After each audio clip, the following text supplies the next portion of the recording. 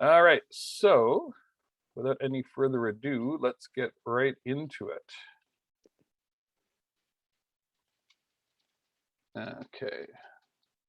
Mike, am I so far so good? Are we seeing just the one slide? No. Oh, yeah. Now we are. Yep. Okay. Good. Perfect. Perfect. All right. So for today, we are going to do a quick review of week 7 because that was 2 weeks ago. Hopefully, you all had a fantastic break. It worked out well timing wise for me because I was at a tourism conference in person last week at in Ottawa, which was absolutely phenomenal to actually get together with peers in the same room without masks on, enjoying learning some stuff and having a few drinks. It was a good time. And then we're going to really talk about how it all fits together. So I was able to get out and do a couple of interviews, and we picked one right off of YouTube, really talking about what's a day in the life of someone in the attractions business, different roles. What does it look like? Oh, I messed that one up. It's not a guest service supervisor, it's a sales manager. So I apologize. I switched the rest of the slides. Then we're going to take a look at, we're going to introduce the cumulative assignment. And I know we're introducing it early because there's parts of the assignment that you haven't even learned about yet, but we wanted to give you lots of time to think about what you want to do for the last project. I haven't done the rubric for it. I wanted to talk to you guys about if the rubric was helpful for the assignment that we're just finishing up, because we didn't do one for the first one, did one for the second one, so I want to make sure that it was helpful. And then we're going to talk about what's going on next week. And that's about it. So, Mike, you want to take this away because you kind of led last week? Yeah, definitely. So, all right. So, yeah, well, if you kind of remember back a couple of weeks ago, we got into talking about sort of organizational culture and, sort of how that sort of guides the sort of direction of everything. And, Chuck put up here the definition that we had sort of put up in that class about, how what culture is defined as in terms of, the values and practices and things like that. So, and then, we kind of jumped into sort of talking about the people part, right? About how that, regardless of, the product you're putting out or what the attraction is or how fancy it is or the stuff that it's got, that, in the end, that it's the sort of the people that make it happen. So, we looked at, sort of strategies of how to recruit staff and, what worked better. So, sort of those large job fairs versus, one-on-one type interviews and when you would use them. And then we got into some operational planning. And you remember talking about dot maps and, how to kind of determine what sort of deployment that you would need based on,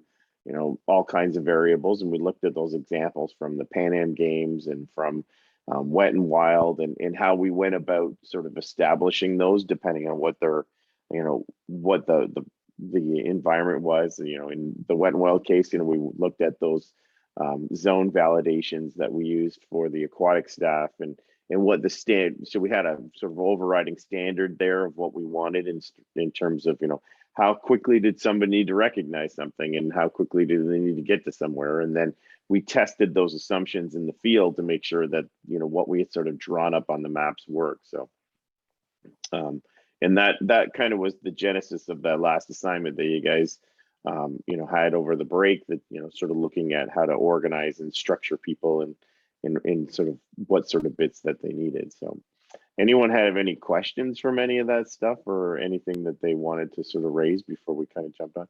Now, if you have your hand up. Yeah. Yeah. Good morning, everybody, and welcome to the people who are not like part of the class usually. So without I just have one question. It's related to the assignment, but it's just like about the dot mapping. When we, let's say, use an existing example, you suggested that we go to one of these firms and see if we can like get some ideas from there. If I want to Yeah. use the example of one of the firms, like the plan, I would say, would Yeah. I still be? Do I have to cite it? Do I have like? Is it still integrity if I do so without citing? Because I'm just using the example as a case study. I'm not like, citing something or like, Yeah, no, I see what you're saying. Yeah, it's not sort of a direct sort of, yeah, you're not citing in the way that you would in terms of, if you were pulling a quote or you're pulling, information from a written source. This is, this was kind of observational, right? So you're going to go and you're going to see what people are doing just to sort of give yourself some inspiration. I would say, no, you don't need to, No. cite it. You could, you could in your sort of explanation, say that, you sort of observed similar type of places, and this seemed to be the going rate. But no, we wouldn't look at it as a sort of, that you need to cite where you went and what you saw. I mean, it was more just, in terms of just giving you a sense of, if you need to be inspired by, it, or maybe you can't create that visual picture in your mind, then it sometimes helps just to go see something like that. And, heck, I mean, as we mentioned before, in operations, the stealing ideas from other, organizations is a badge of honor. So, Yes. Well, so, I was just sorry. See you later, Jude. I was just about to say that, when we go through this final assignment, part of your mark is going to be what have you, how have you worked together to build your competing attractions? Because R&D, which we talk rob and duplicate, is a huge part of this industry in terms of sharing best practices. So, I don't worry about citing, because you might have seen it, but you are just to get an idea of how you want to do it yourself, and all you're doing is taking an idea and making it your own. thank you very much. Yeah. I appreciate it. yeah, now, I mean, if you, just basically ripped off Chudley's. That's right. It just changed one letter in the name and had their then maybe be like, you maybe want to be a little bit more original in that, but no. Yeah. That's fine. Yeah. Well, you look at Burger King and McDonald's, right? You think that's pretty close. Someone did a good R&D job there of processes and procedures and that sort of stuff. Any other questions? Nope. Always remember, you can always add it into the chat. All right, so thought it'd be fun today to just start with what not to do, and got a little video here when it comes to guest services and operations. No, Mom's gonna do the turkey. Yeah, Dad wants ambrosia, so I guess we gotta get those miniature marshmallows. And I'll do the crescent rolls, and you do the cranberries. You know I can't cook. I don't understand. I made a reservation. Do you have my reservation? Yes, we do. Unfortunately, we ran out of cars. Double Bacon cheeseburger. It's for a cop. What's that all about? You gonna spin it now? No, I was just telling him that so he makes it good. But the reservation keeps the car here. That's why you have the reservation. I know why we have reservations. I don't think you do. If you did, I'd have a car. Don't spit in that cop's burger. Yeah, thanks. Roger, holding his bed.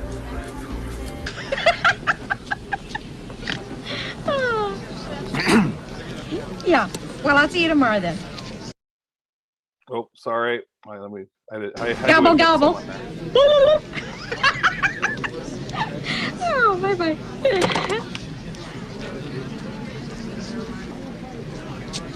Give me a liter of cola. A what? A liter of cola. Liter of cola? Do we make liter of cola? Well, you just order a large farva. I don't want a large farva. I want a liter of cola. I don't know what that is. Liter is French for give me some cola before I break loose and let All right, relax. Okay, I believe you have to fill out a form for that. No, I'd like my money back now. I'm sorry, it doesn't work that way. You see, I have to fill out a form and, well, you ate most of it already, so... I'm sorry. We stopped serving breakfast, but we are on the lunch menu now. I want breakfast. Well, you can't have it. We're not serving it. Mister, if you don't shut up, I'm gonna kick 100% of your. Is there a problem here? Hi, I'd like some breakfast. We stopped serving breakfast. See, you know how to take the reservation, you just don't know how to hold the reservation. And that's really the most important part of the reservation, the holding. Anybody can just take them. All right, so I thought we'd have a little bit of fun with that first thing this morning. Oops, let me switch back. All right, so Mike, you want to continue on with? Oh, it's wrong. I'm having one of those Flipping days. all over the place. Stop it. Stop it. I'm going to take a course in technology and presentations. Yep. And then yes, we looked at training methodologies of how do we take those those people that we've determined that we need for this attraction, and what are the methods in which we can approach our training, and we talked about those different pieces and when we would use them. So the documented sort of manuals, printed materials, that kind of stuff. So handbooks and things that you would hand out. The use of online content, which is really taken off now, as in terms of hey, look at us right now, we're on an online classroom. So you think of that, or using online modules and courses that employees that or can you do while they're not at work or remotely in their own speed in time. Sort of direct classroom learning. So like the photo there where, we do sort of, straight, sort of your typical, orientation style training, your hands-on training, and talked about how that's really important, and, in sort of spacing that out, and then all these other methodologies sort of, set the table for that, and go from there. And then sort of those self-guided practices or in-service trainings that happen in parks throughout the season to kind of keep people fresh, or to review, or to just to kind of rehearse skills that are that need to be, as we talked about, sort of automatically deployed, right? So like an example, like a lifeguard or a EMT or someone like that who's practicing their skills, so that it's not a it's almost a reflex action when it happens, as opposed to sort of digging up the training guide when something's going on. And we talked about how they where they fit in the sort of the life cycle of your attraction in terms of your seasonal nature, if you're that way, or if you're a full-time attraction, and how to use those with the different staff. So yeah, and the self-guided practice, and the practice is important, and review, and I'm going to give a real example of I went was it, I guess it was Sunday night, I was about to go to bed, and ding goes my phone, and it's a 1-star Google review for Glow Zone, and the title of it is Theft Alert. And I'm like, oh my God, here we go. And sure enough, someone is saying that one of our staff stole from them because our staff allowed them to store their personal belongings in a drawer in the vesting room of the laser tag. And the person went on and on and on.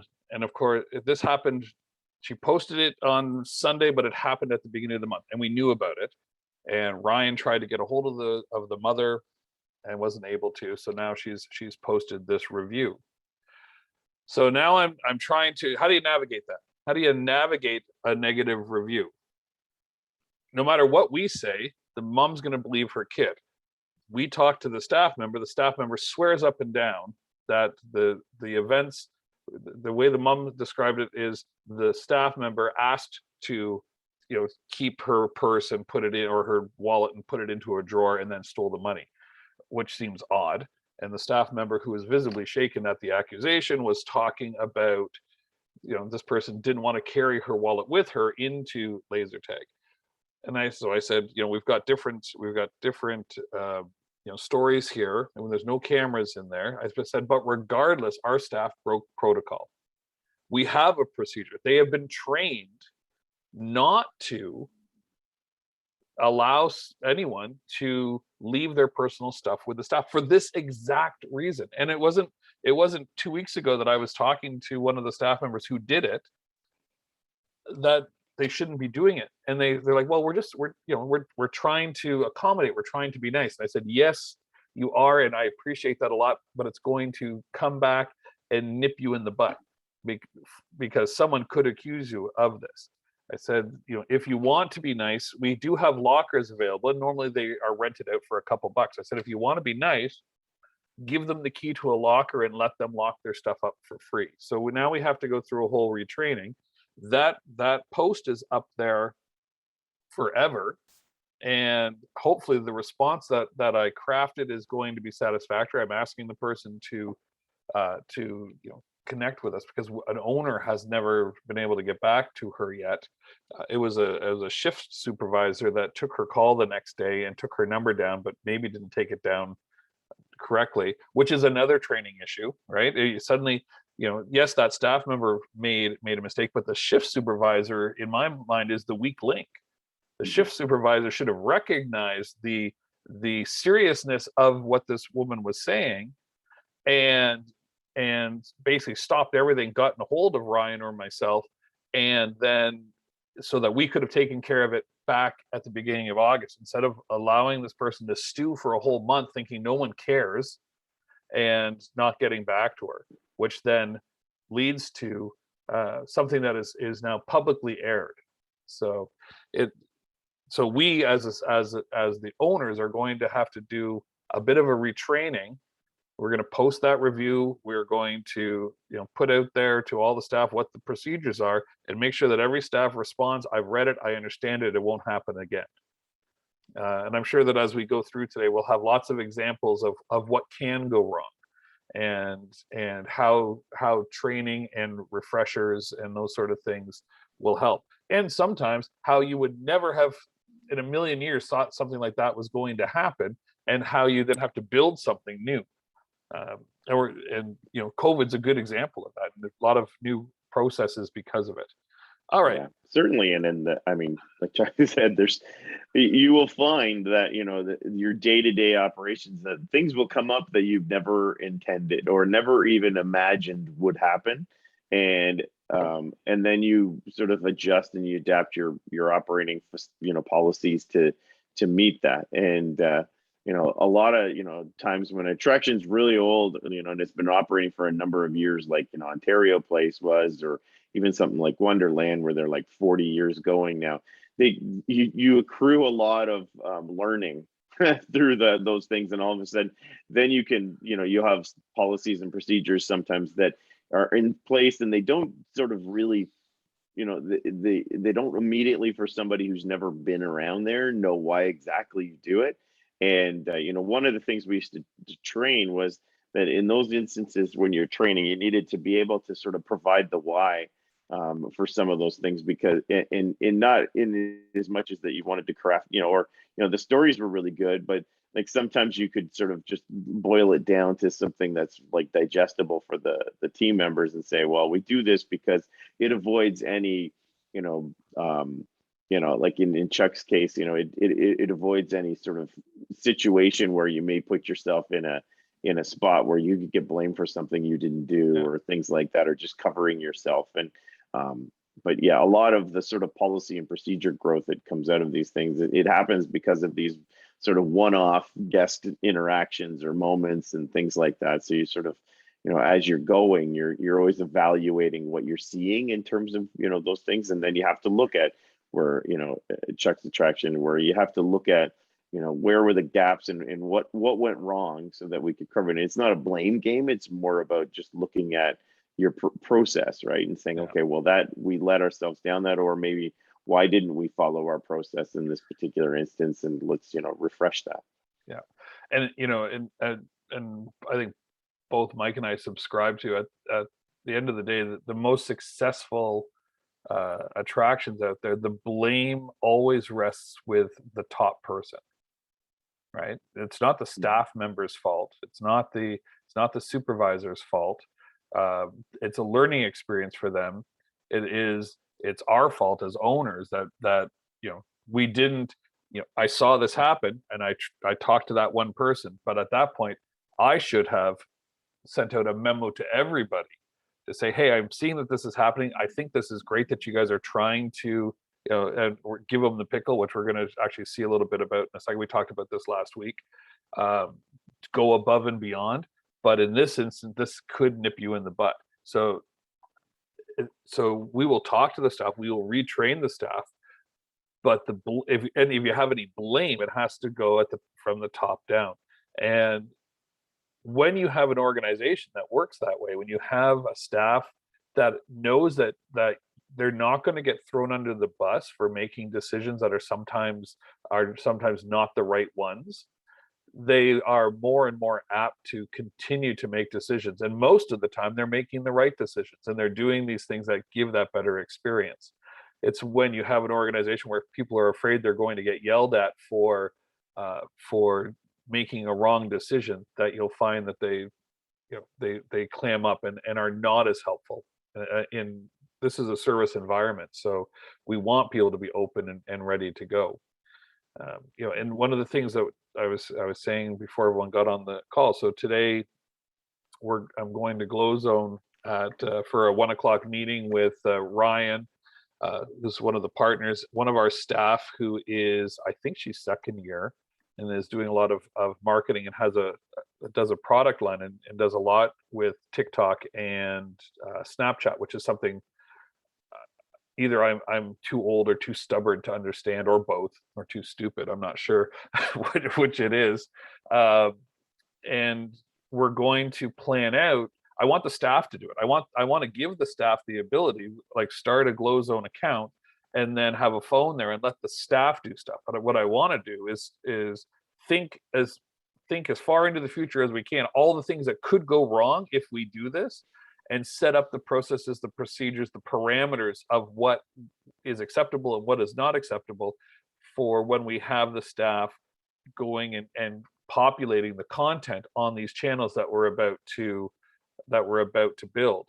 And I can guarantee you that as good as we are in the initial rollout of this, we will probably have to revisit especially in the first couple of weeks, every once in a while, to make sure that we are that we can curb anything that we didn't foresee. But we will continue to need check-ins, because something could go wrong.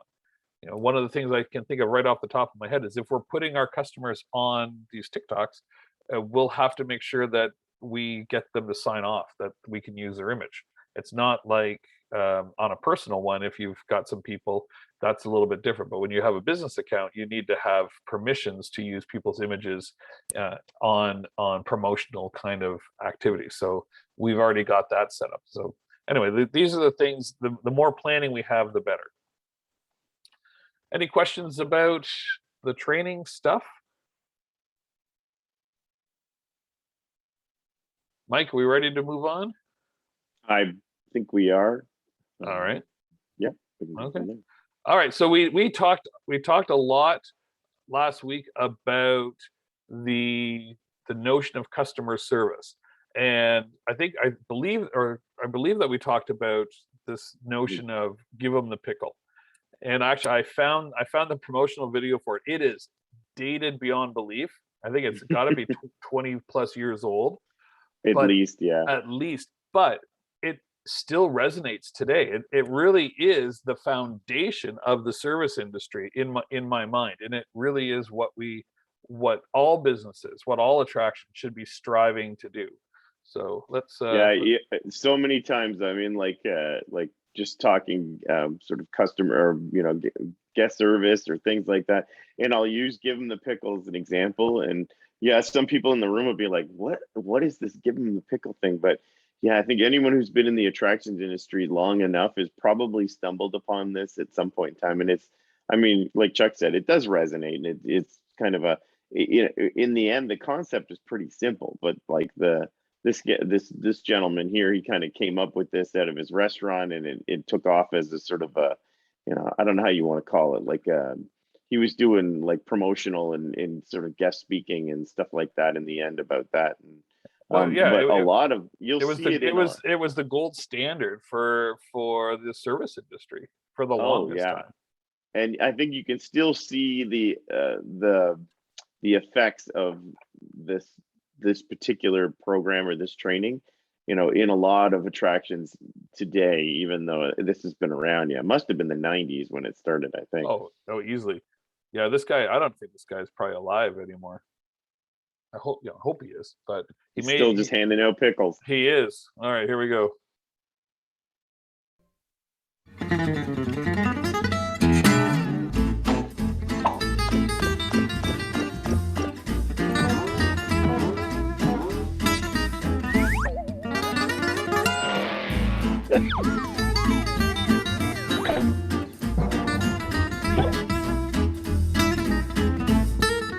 My name is Bob Farrell, and I've been very fortunate to work a lifetime at something I love doing, serving customers.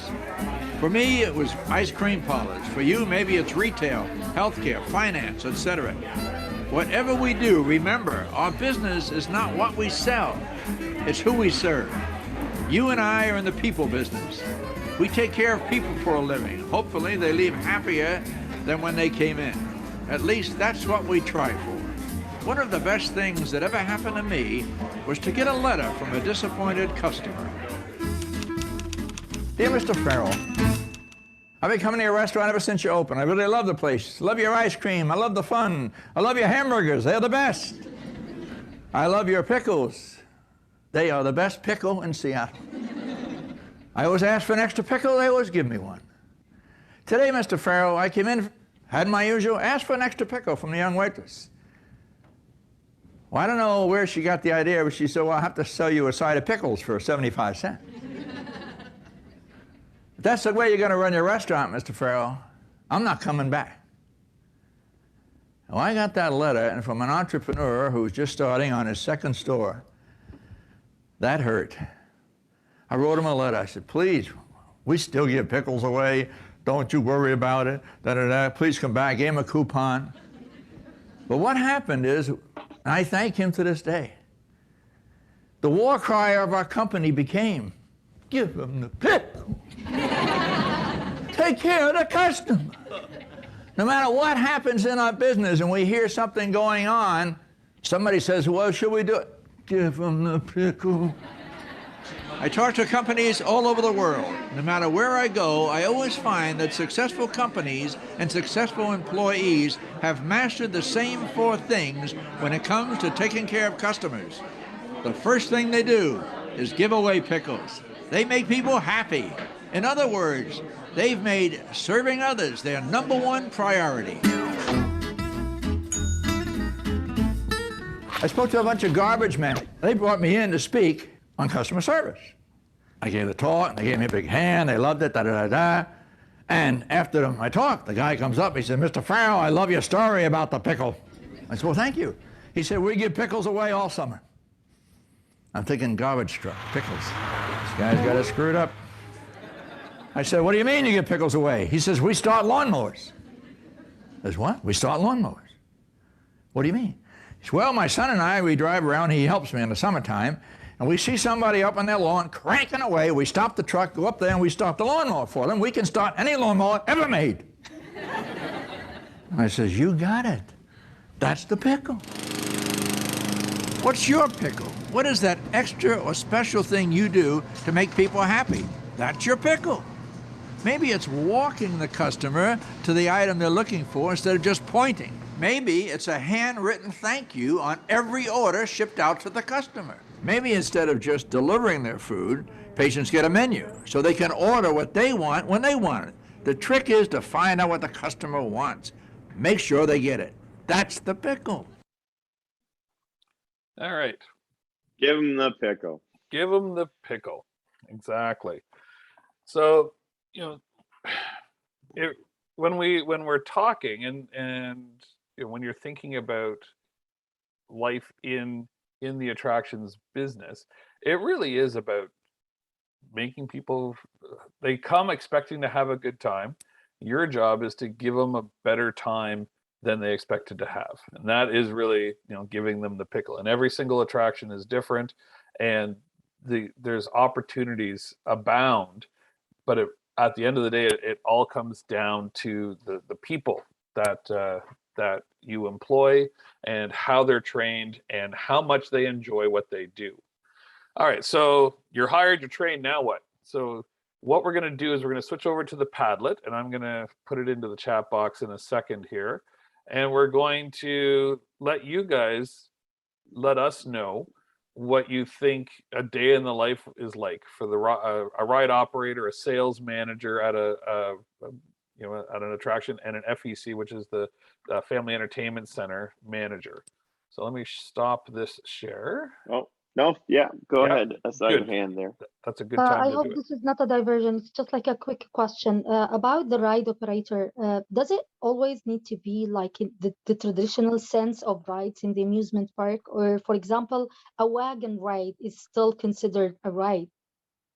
Absolutely. Yeah, you're right. I think ride operator can be a very generic term, right? So yeah, I mean, you could look at that traditional, sitting in a booth or whatever, pushing a button, or yeah, that sort of ride operator can be just that person that's kind of, in direct sort of contact with, with your customers that's doing something. So like you said, the wagon operator, or somebody who's letting people into laser tag or something like that. I mean, so yeah, we can paint as broadly as that. That's fine. Yeah, thank you very much. All right. So I should be sharing the day in the life of screen. And Yep. I put the link in the chat for everyone to take a look. So basically, there's, like I said, there's never a dull moment in the world of attractions. So what are some of the tasks and challenges faced by each position? So you feel free to get in and start populating in underneath each of those. And Patch and Keldon and Kara, you're all welcome to add in your thoughts if you'd like. Mike, we can same thing. We can start one off. Yeah, there we go. There we Yep, go. I just seeded one in there. Did you? That's a good one.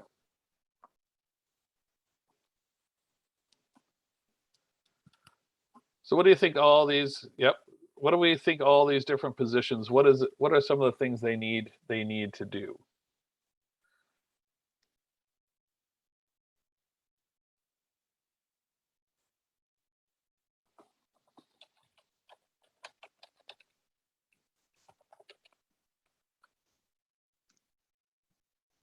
Yep, telling people to put their phone away. I that makes sense.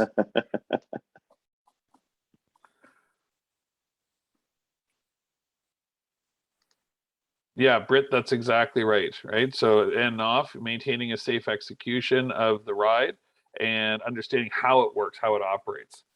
Mm-hmm. Yeah. Reminding of the safety rules, greeting customers for the FEC manager. The sales manager is a tough one, right? That's a position that's everywhere, but there's a lot. The sales manager is responsible for revenue. So how do they do it? Yep, knows quotas and it perfect. Training new employees, exactly. Oh, this is awesome. You guys are whipping through this.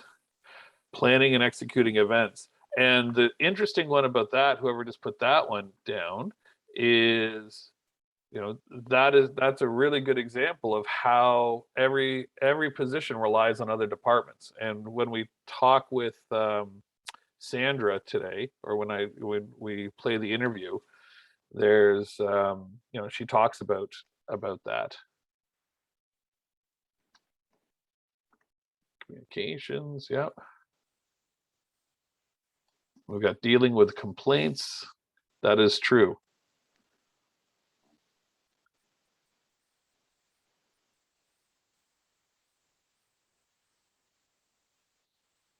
Okay, on the FEC manager side, really it's a small. We talked about this when Ryan, as the owner operator, the manager of the operations, it's from soup. They call it what, soup to nuts. Who used to say that, Mike? Used to drive us crazy. Anyway, Keith Brown. Downtown Keith Brown. All right. And so he's got to do things like, I'll put some in here. He's got to manage cash flow. So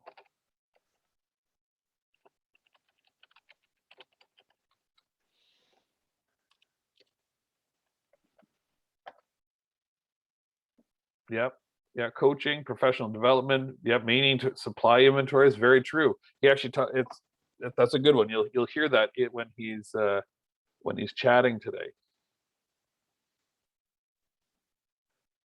Those are good ones. Communication, producing sales reports, reporting, creating goals, analyze and collect the data. All very valid.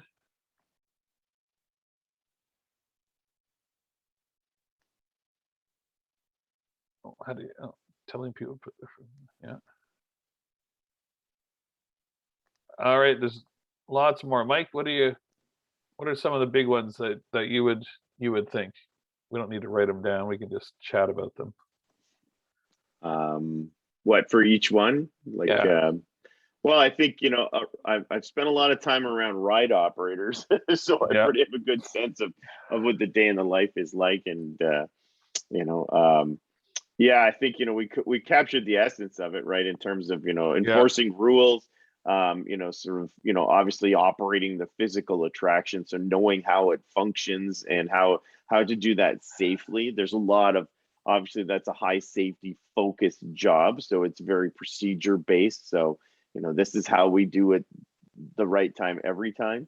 I think the part that gets missed a lot in terms of those roles is they are truly frontline positions, and they have a lot of guest contact. When you look at your typical attraction setup, even if you took something smaller like a small little sort of amusement park, like the fantasy fairs in the Woodbine Center type thing, where your customer or your guest interactions take place, where are the high volume, interactions going on, right? Or like, why do you, when you look at that, when a guest arrives at the park, they're going to have an interaction with maybe a parking attendant and a mission tenant and all these things, but they're very quick, and then they're kind of a one and done thing. Whereas, if you're an operator of attractions, those people that are running those attractions have the most contacts with your guests, so you get a lot more feedback about the sort of how your park is operating based on those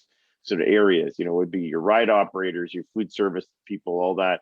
Once you're in the park, and so they play a heavy role in customer service and in creating a little bit of that show and that magic. You can kind of think of the difference between maybe your ride operator sort of stereotype, the guy at the carnival that's kind of hanging out, or those videos that we saw last time about the guys on their phones and all that kind of stuff, versus what like the top guys in the industry are doing in terms of what their operators are, right? And they almost become part of the experience, right? It's a little bit of theater, so they're sort of adding to it, especially when you're dealing with themed attractions where that operator may have specific lines they have to say, or a way that they have to conduct themselves to kind of add to the attraction. So there's definitely that. The sales managers, at parks definitely, have a twofold thing. We talk about like that they have a revenue generating responsibility. But they also, when we look back at coordination between departments, once they sell these, these groups, these picnics, these events or whatever, there's an operational need, right, to look and coordinate what has been sold. And so they do spend quite a bit of time talking to those people that are delivering what they just sold. So whether it's food and beverage, or whether it's events and entertainment, or any of those sort of operating areas, sort of communicating those back and forth, right? About, one, not overselling what you have, right? And over promising what you can deliver. And at the same time, just making sure that when those people arrive at the attraction, that, whatever's been kind of decided upon, or whatever, has been created, is being communicated down the line so that they can provide it.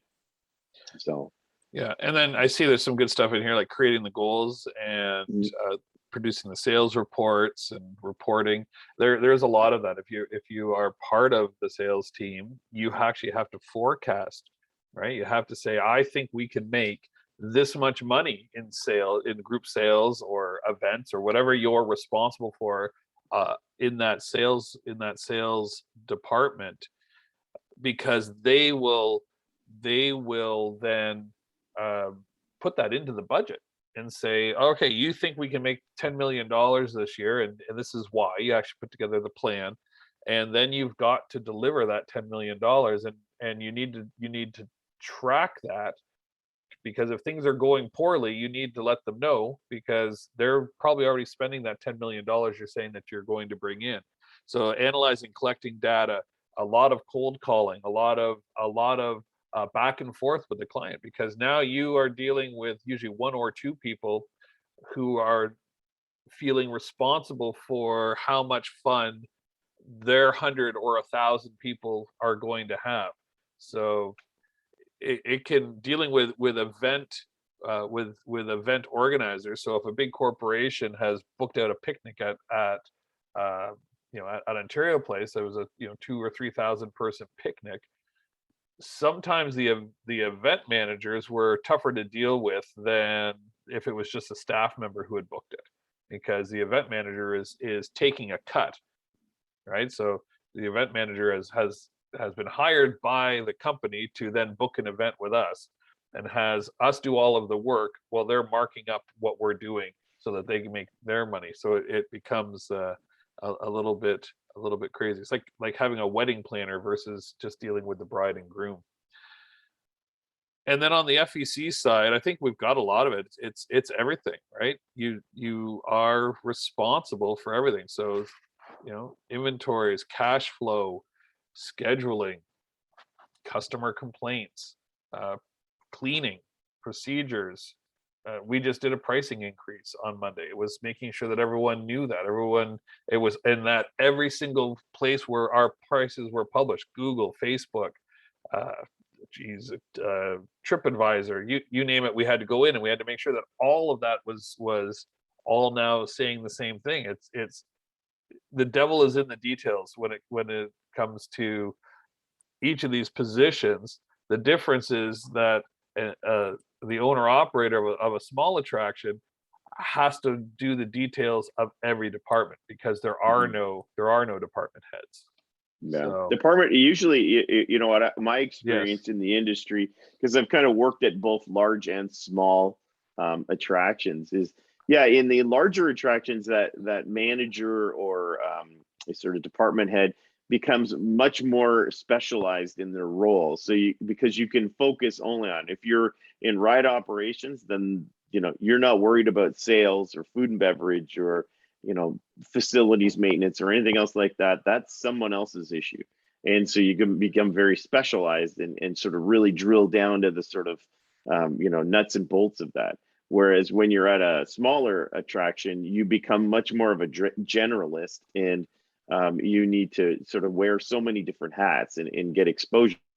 The volumes may be different, but you end up sort of getting exposed to all kinds of different elements of the business. And I think it's a really great way, if your interest is to kind of get into the sort of into the mix, that working for a small attraction gives you this really closer connection to the business.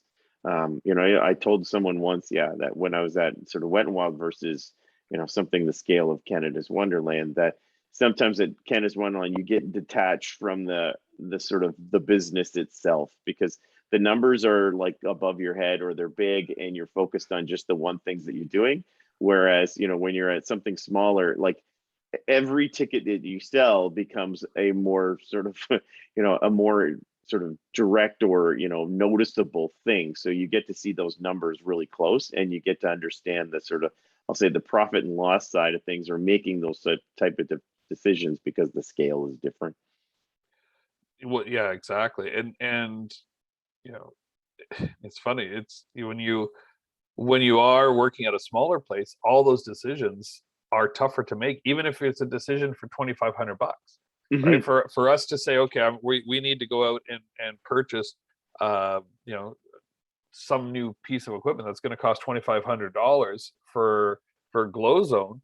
That's a big decision. That we have to take time and look at the cash flow and what else is coming. When's rent due, and when's payroll? How's payroll been? How are our bookings? $2,500 is a big deal at Ontario Place, and and Wonderland, you don't even need to get 3 quotes for $2,500. Yeah. You just go and do it because it's what you need. Yeah, so it is, it's a big difference depending on the size. And I like we have the smooth following of the policies and procedures. I just also added in here, and you've got to create those policies and procedures. And as we just found out, you need to change them and update them as we go along. And typically with an FEC, there's it depending on how it's held, there may not be a corporate office. No. The corporate office may be the FEC itself. It depends how you're set up. Like right. In Chuck's case at Glow Zone 360, they're not. There's corporate, or the boardroom is basically the back office at the establishment, and they're not as part of some sort of national chain. Right. When you think about like the Chuck E. Cheeses of the world, if they're even still around, but those would be, there's a corporate element to it, and they're kind of operating these smaller FEC type businesses that are like franchises and stuff. Right. Now having said that, as we talked about early on in this course, sometimes not having that overhead of a corporate office is helpful. Chuck E. Cheese and Laser Quest are 2 examples of corporations that had grown fairly big and had head offices that did not survive COVID-19. And the reason for that was there was no money coming in to support the overhead of the corporate offices. And versus our setup, which has 2 locations, has 4 partners, 2 of the partners that work in the business and draw a salary from it, and 2 of the partners that have full-time jobs and just go in, to help out and have other, quote unquote, voluntary responsibilities, being part of the ownership group. And what that allowed us to do was incur a heck of a lot more debt, but come out from the pandemic still able to operate. So that's, it goes both ways. I can't even fathom the amount of money that Wonderland, or is it Cedar Parks, right? Cedar Fair, yeah. Cedar Fair was losing on a daily basis. Well, yeah, their burn rate was pretty high. Yeah. And because they've got, I don't even know how many parks. 5 or 6 or 10 or something like that. But yeah, when you look at the overhead for that, just because you're closed, or like those seasonal parks, they're incurring expenses throughout the year. So, and that's why that drive, if you notice now, the drive in the industry is to find revenue in parts of the calendar that you didn't normally touch. For years and years, everybody, thought it would be insane to operate a park like Canada's Wonderland past like Thanksgiving. And then all of a sudden they added in a Halloween event that goes right to the end of, October. And that was wildly successful. And now they do their Christmas thing. And so the park is almost open all year round now for them. So they're generating revenues that they never had before. And a lot of that is to recoup those costs of, like, just because you're not, during the off season, just because you're closed, you still have expenses to pay. There's salaries, obviously, of people that are still working for you. There's the cost of your utilities and your property tax and all the other things that are going through there. So, in the seasonal industry, parks need to plan for that. So, you make all your money, like a water park, operates for 3 months in the year. And they need to make enough to pay those bills and spread that money out throughout the 12 months of the year, and have some, in their pockets when they get to the start of a new summer, because your expenses are the highest right before you open, because you need to restock and do all those kinds of things. So it's a very tricky game of sort of financial management to make sure you can survive those lead times. And COVID obviously threw a bunch of them for a loop. Yeah, and even places like Cedar Fair, they have Kara's leave. Kara, you're missing the best part. I can't believe it. She's gonna watch the recording after, I'm sure. Yeah. I could actually do that. That is a great idea. But yes, I do have to head up to the college. But thank you for having me in your class, and I'm sure it will go well for the rest of it. No worries. Thanks for popping in. Okay. Thanks. See you. So even places like Cedar Fair are making some internal changes. So our contacts at Wonderland are the VP of marketing and the marketing manager, and they have consolidated those positions so that Dave is now in charge of marketing for all of Cedar Fair's properties, and Dwayne is in charge of specifically 5 locations. So they have started to consolidate because I'm sure that everyone is still reeling and trying to recover. All right, so what we can do now, I think it's probably a good time for us to take a bit of a break. Why don't we come back? It's 9:04 on my computer. Let's come back at 9:10, and we will get into the next section. We're all good with that. And when we come back, we'll just you put a thumbs up, or when you're back, we're just putting in the chat. We'll see everyone in a few minutes.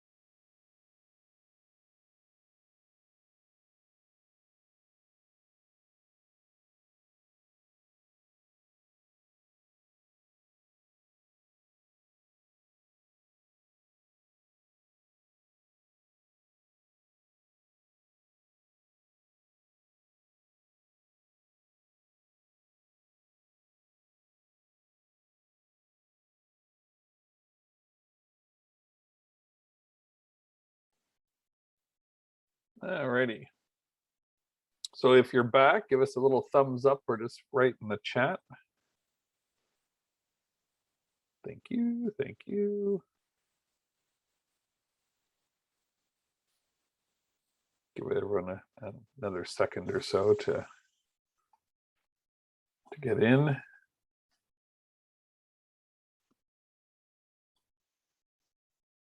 Perfect. All right, so as everyone is coming back, let's go back to sharing the screen here. Perfect.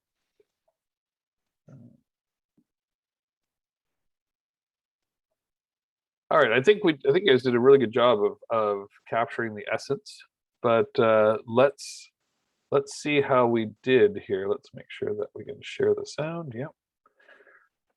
Okay. All right, so what we've done is we've got a series of quick interviews. Well, this one isn't an interview. We found this one online. This is some YouTuber from Sandusky, Ohio, who's going to talk about what it was like being a ride operator at Cedar Fair Parks. Which one was that? Cedar Point. She's at. Yeah, yeah. She's at the mothership. That's their main park. Have you been there? Oh, Cedar Point. Yeah, it's amazing. If you like roller coasters, it's the only park you should go to. It's got them all, and they're bigger, badder than any of the ones that. Well, Wonderland's Leviathan and Behemoth would fit in that category, but Cedar Point has like 8 that are like that. So. Maybe in the spring we'll take this class. We'll do a road trip. Sandusky. See who we know. Yes, and have some fun. All right, here we go.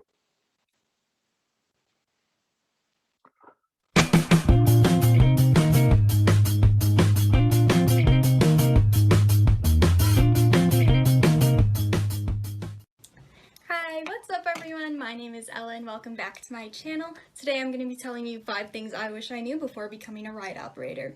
If you don't know, I was a ride operator at Cedar Point for the 2020 season. I operated Wicked Twister and all of the rides in Kitty Kingdom. If you're following me on TikTok, you've probably heard me talk about this before, but today I'm taking things to YouTube so I can get a little more in-depth and tell you some more specifics of things I wish I knew before I became a ride operator. First thing I wish I knew is how physically demanding it is to be a ride operator. Something that comes to mind immediately is how much we're standing on our feet. For a typical shift, which can be up to 10 hours or more, we're standing on our feet pretty much the entire time. The only situations where you're not standing is if you're on your break, or if you're in the control booth, you do have a seat that you can sit on. If you're on a roller coaster or a ride that has separate controls. But when I was in Kitty Kingdom, for example, we didn't have any seats. We were standing the entire day. This is a little easier on roller coasters because we also had stools at our fast lane position. So when we were merging the regular queue line with the fast lane queue line, we had a stool there. And when we were sitting at the entrance, we also had a stool that we could sit on there. Another thing that comes to mind in terms of physicalities, the actions of pushing and pulling to check restraints. Every time we check a restraint, specifically on roller coasters in this instance, we have to give a firm push-pull motion to make sure those restraints are locked. And that actually takes a lot of upper body strength. My first day after working Wicked Twister, I was actually really sore. My biceps and my triceps were really sore from doing all that pushing and pulling. And we also have to do that same motion when I was working in Kitty Kingdom, when we were checking our gates to make sure they were locked. We had to do that push-pull on the gates. And that also wears you down after a while. The second thing. Sorry, I'm just going to pause there because Mike, when we were previewing this, you were talking about what the calluses. We used to get like from pulling on the restraints. They have those little metal handles on them, and you pulling on them. One restraint is it's pretty simple, but if you do it, like a roller coaster train could have like 24 seats on it, and you're doing that every several minutes, then when you add up over an 8-hour shift, you're doing that quite a bit. Your hands would get like calluses and all kinds of stuff. We used to, the guys would wear like weightlifting gloves and things like that, but most of it was about just like basically getting physically accustomed to the work, or just the sheer volume of standing and stuff like that. I always joke that the reason the park only opens for 2 days, you know, in the beginning of the year, we only open on the weekends, is that the staff need the next 5 days to like lick their wounds so that they can come back. Between the massive sunburn that they got and their calluses, they all look like they came, you know, at the end of their first shift, they were all pretty, you know, at the beginning, they were all hyped up. By the end, they were just exhausted. Did you guys supply gloves, or did people have to go get their own? We would recommend it if you wanted to, but no, we wouldn't supply them. Oh, okay. All right. Sorry. Let us continue on here. I wish I knew before becoming a ride operator is how angry guests can get at you for stuff that isn't your fault whatsoever. A lot of times you are receiving the anger that guests have after something isn't ideal for them.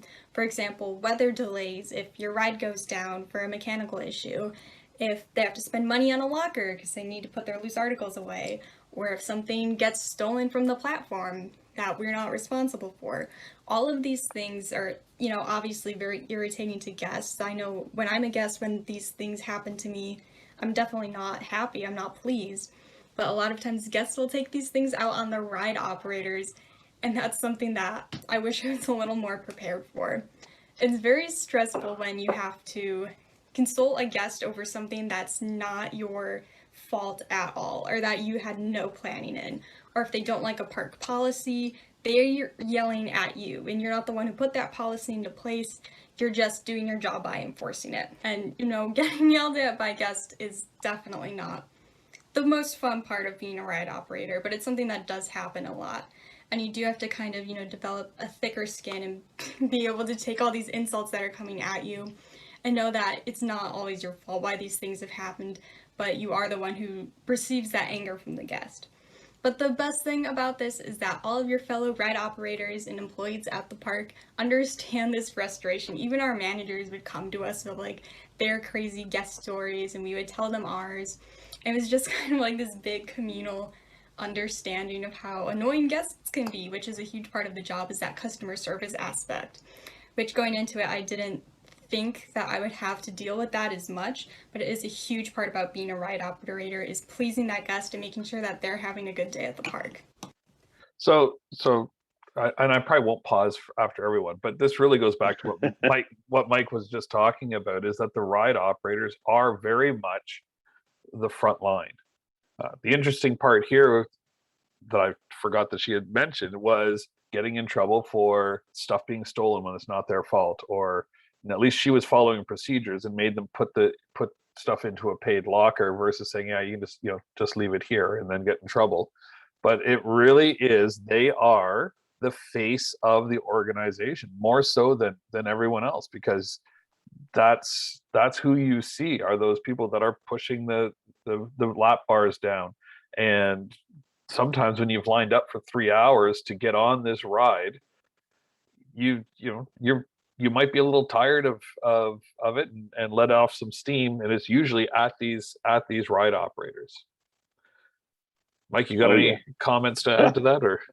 No, I think the volume of you know, when she talks about just, you know, sort of crazy guest stories or whatever, if you work in an attraction long enough, you will have a library of crazy stories that you can talk about in terms of, you know, a lot of just, you know, what just happened moments where, you know, people get upset about various things, or, you know, there's certain things that are common, you know, like the weather delays are always the same, right? It's like, you know, you get a call, you know, that there's lightning in the area and you got to shut down your ride, and people in the queue don't want to hear it, you know, and so they get upset about it, and they're not really upset at you for doing it, because they understand the reason is just upset at the situation. So, yeah, people look for somebody to complain to, or to vent their frustrations, and that would typically be frontline staff. And I mean, we've seen it, I think, you know, just during the pandemic in general in the service industries, right? That, you know, whether it's attractions or restaurants or whatever, or just people bearing the brunt of people's frustration with, you know, with life and with the rules, right? Whether it's, you know, people, you know, making a scene about wearing a mask, or, you know, that they get to a desk and they have to check for vaccination proof and they lose it on a restaurant, you know, employee or whatever. And I think, you know, those are common through any industry that, you know, serves the public. And attractions are no different. Perfect. The third thing I wish I knew about being a ride operator before going into that job was to bring extra socks. Now, I know that might sound a little ridiculous, like, where is that coming from? But this is because of weather. Cedar Point, especially because it's located on a peninsula, we get so many different weather changes throughout the day. It can be rainy in the morning, completely sunny for the rest of the day. It could storm all day, and the forecast says there's not going to be any rain at all. All of these different things can be very frustrating to deal with, but the most frustrating thing is when it rains and your socks are wet for the rest of the day. So something I learned through this position was to always have extra socks and to always be prepared for weather, no matter what it's going to be. I always had an I had extra a sweater full on hand. I change always of brought my clothes rain in my jacket, even office, if there was shoes, no rain in the everything, because forecast. you inevitably get caught out in the rain, and then you got to spend the rest of your day miserable but yeah, wet socks and shoes are the worst. So yeah, I always had a spare, and that was just because I learned my lesson too many times. So Oh I would yeah. get soaking wet, and then I would just I would And go then you're on your change. feet all day, and your feet are wet, and the blisters Ugh, get huge and pop. Oh, it's terrible. it's the worst. Yeah, aren't we painting a lovely picture of being an attractions person? But wait, because look, the one thing There's more. Yeah, there's more. But as we go on, look in behind her. In behind, like, if you look at all those pictures, those are all pictures of all the people that she met, all the fun that she had. And I'm not sure what the medals are, but they're probably some awards kind of things. And it looks like Cedar Parks did a great job of making it a fun role for the staff. You're working with 2,000 people all in and around the same age. So I'm sure that there was a lot of really cool social stuff. All right. Because you do have to stand outside during these weather conditions and either tell guests that the ride isn't open because it's down for weather, or you have to, be ready for that phone call from supervision that says that the ride could go down. You always have to be very high alert and cautious of the weather that's around you and be prepared and bring those extra socks. The fourth thing I wish I knew about being a ride operator is to be as flexible as possible. A lot of times you would get sent to a different ride unexpectedly, or you would be scheduled for one ride in the morning, and then as soon as you get to work, you would have to go to a different ride. And that's because a lot of times, depending on our staffing and where we are, we would have to go to a different ride. For example, if someone in Kitty Kingdom called out sick and I was working on Wicked Twister that day, oftentimes I would get sent over to Kitty Kingdom to work in that area. So depending on where our staffing is and where things are, we would often have to be at a ride that we didn't expect to be. And I'm the type of person who really likes to have my schedule planned out and organized and know exactly where I'm going to be every day of the week. But I did have to learn to be flexible and to take these changes as you're not always at the ride that you'll think you'll be at.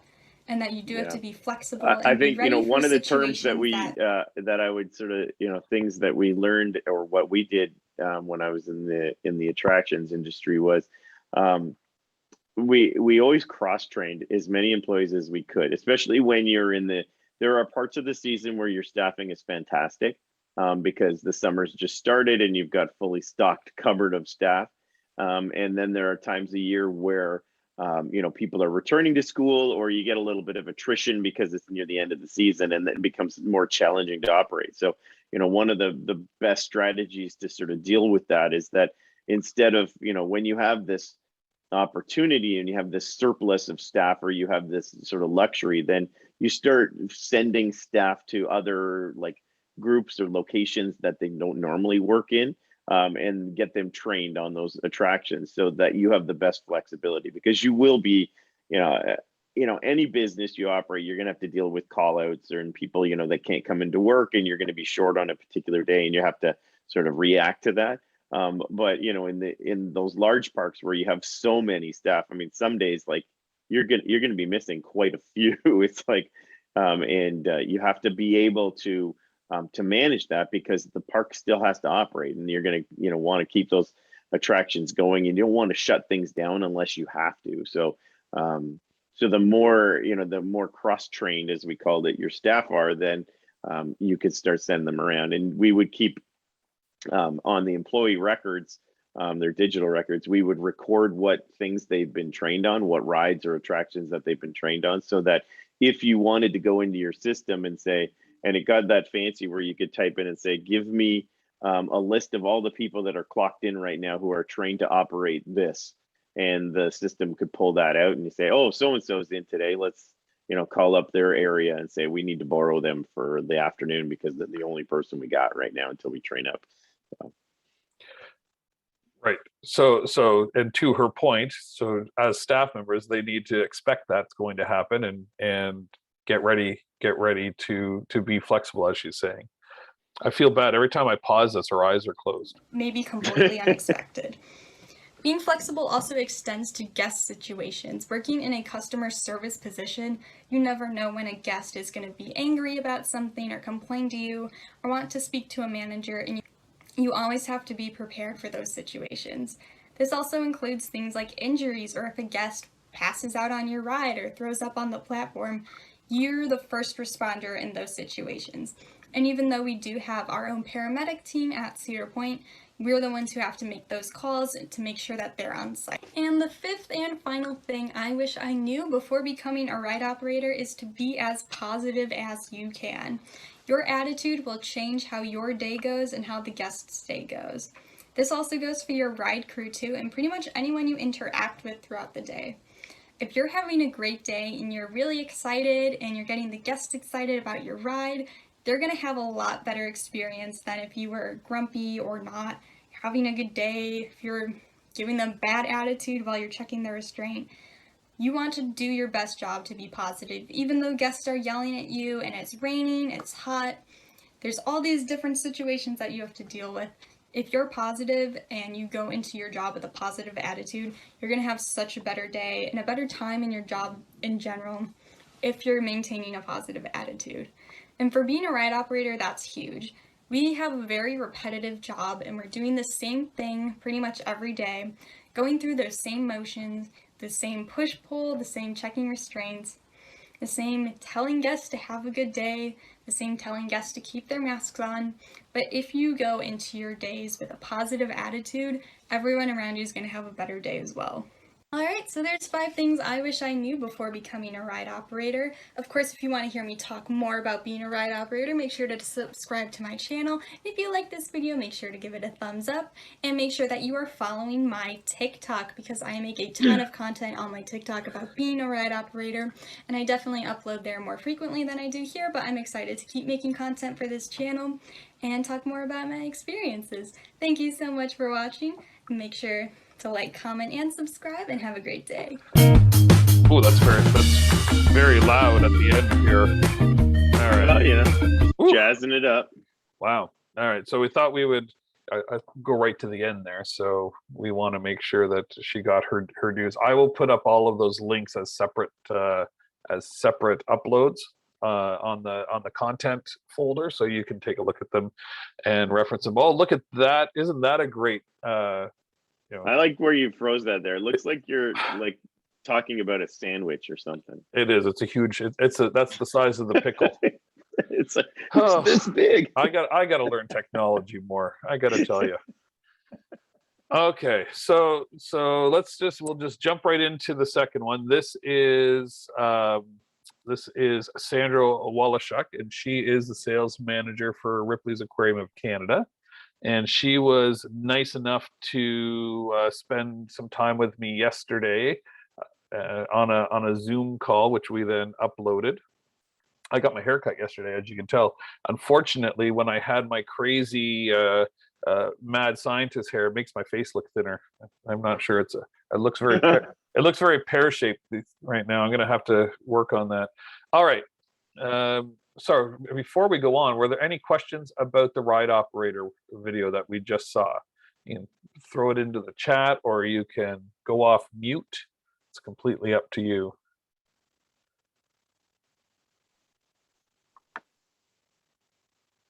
No? Okay, I'm good with that. All right, so now you're stuck listening to me and Sandra. Here we go. All right. Well, we've done an interview with Ryan, Actually, probably you haven't seen that one yet. That's going to be the next one. But right now, we've got Sandra Wallace-Chuck, who is the sales manager for Ripley's Aquarium of Canada. I say that right? Yes, you are correct. Perfect. And what I've asked Sandra to do is sort of walk us through.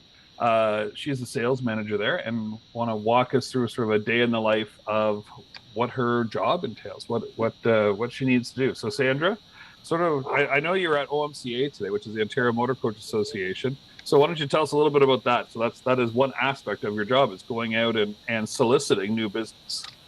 For sure. So basically, I started off about 8 years ago here. We opened up in 2013, and I was here while construction was still happening.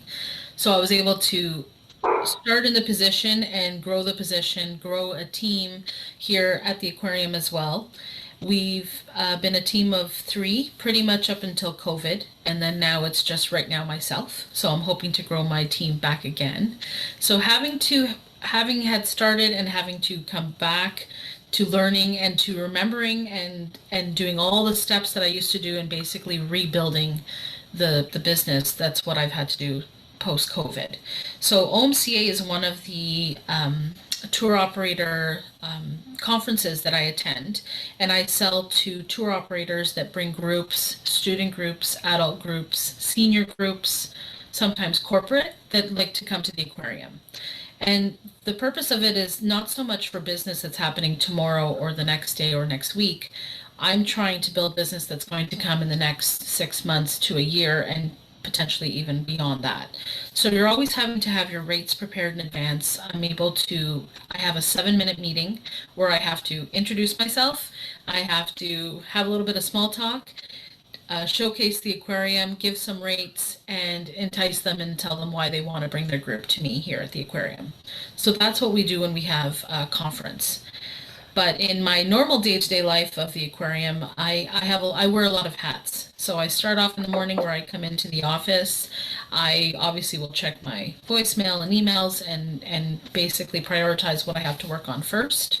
We have a group email account that it's attached to my email. So what happens is that any group requests that comes through online comes to me directly, and I'm able to, I then have to create an invoice, contact the client to let them know that their booking is either reserved or I need to make adjustments to it. I have to then put it through its paces, put it into a binder.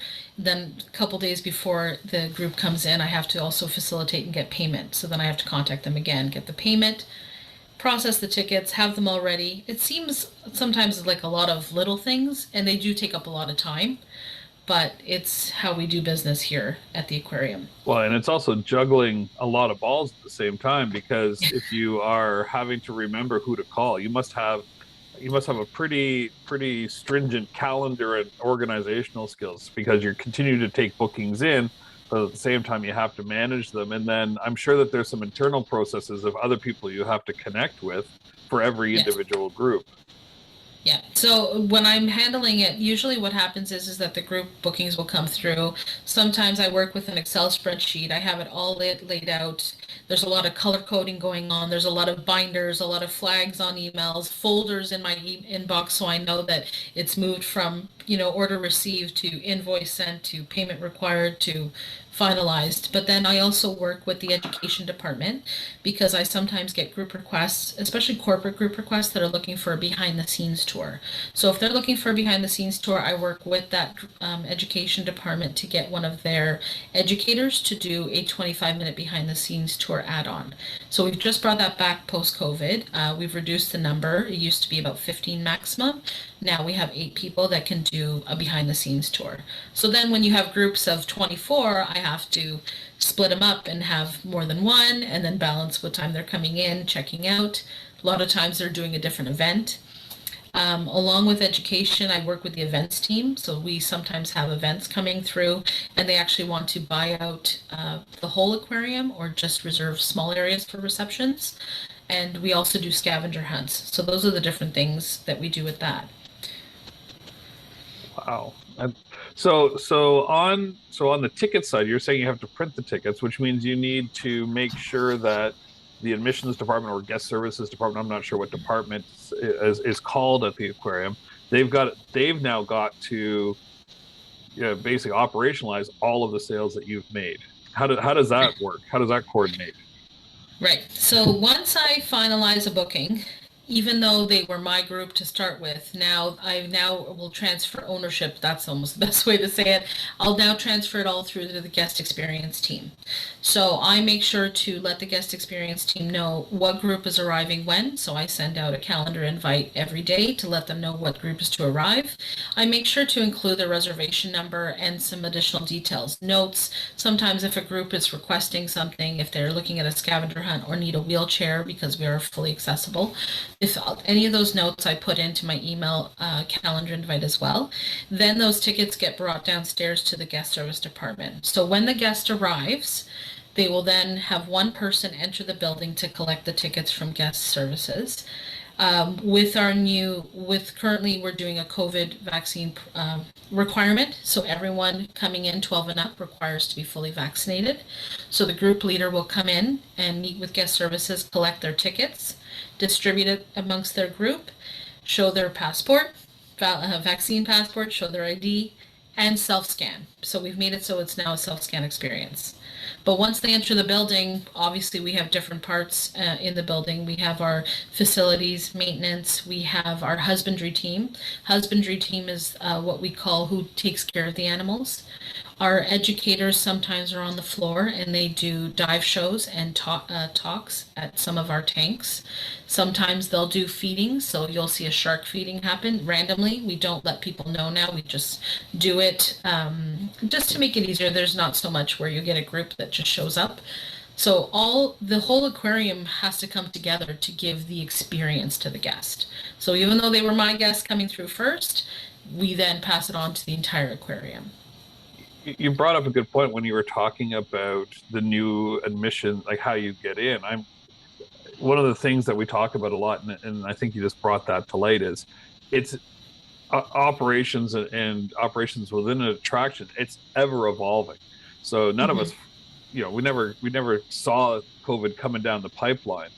But as businesses, as people who are passionate about giving a guest experience, you guys had to quickly adjust. And how are you finding the groups reacting to the new rules that you put in place? So far, so good? You know what? I'd say that my favorite word, pivot. Everyone's had to learn how to pivot. I know. Sandra, I know. I say it I hate it just to piss me off. Yeah. I know. Everyone's had to pivot and change direction and learn how to adapt. And the one thing that we've noticed here at the aquarium is we're very fluid. We've worked really hard to change on the fly, to learn how to be more relaxed and not to feel like, oh no, we have to go through 18 steps before we do something. No, now because of COVID, we have to say, okay, this is how it's going to work better. This is how we're going to make it easier. So one of the things we did is even having our security team do the COVID check for the vaccine was hard because the security team is not necessarily the front of house person you want greeting a guest. So we've had to work with them and even train them to become more guest service personable, so that they know that when a guest comes in and if there is an issue with their passport, then one of our guest experience members will come and take over from that point. But the security is the one that has to come in. Even our group entrance has been shut down temporarily. We only have the one entrance, but we have a flow system, so we know what we're doing, and we're slowly starting to increase our capacity because now we're allowed to. But we notice that we're going to have to speed things up for when it gets a little bit busier, because that lineup does grow, especially with Christmas coming and how busy it could be. We're going to have to be mindful of that. Right. No, it makes good sense. All right. So when Mike and I are talking, we often talk about some of the craziness that's happened in our lives. What is it, if off the top of your head, what is one of the craziest requests that you got from a group in terms of what they wanted to do, and what's the coolest thing you've been able to accommodate? Because I know you're always trying to make their dreams come true. So, I mean, crazy things. I mean, we've had people actually ask to bring in their fishing rods, thinking that they could fish for their fish that they want to have for a meal. Private event groups, they just when you have a private event group, you never know what the request will be. Right. We've had sleepover requests, which we've done, and they've been amazing.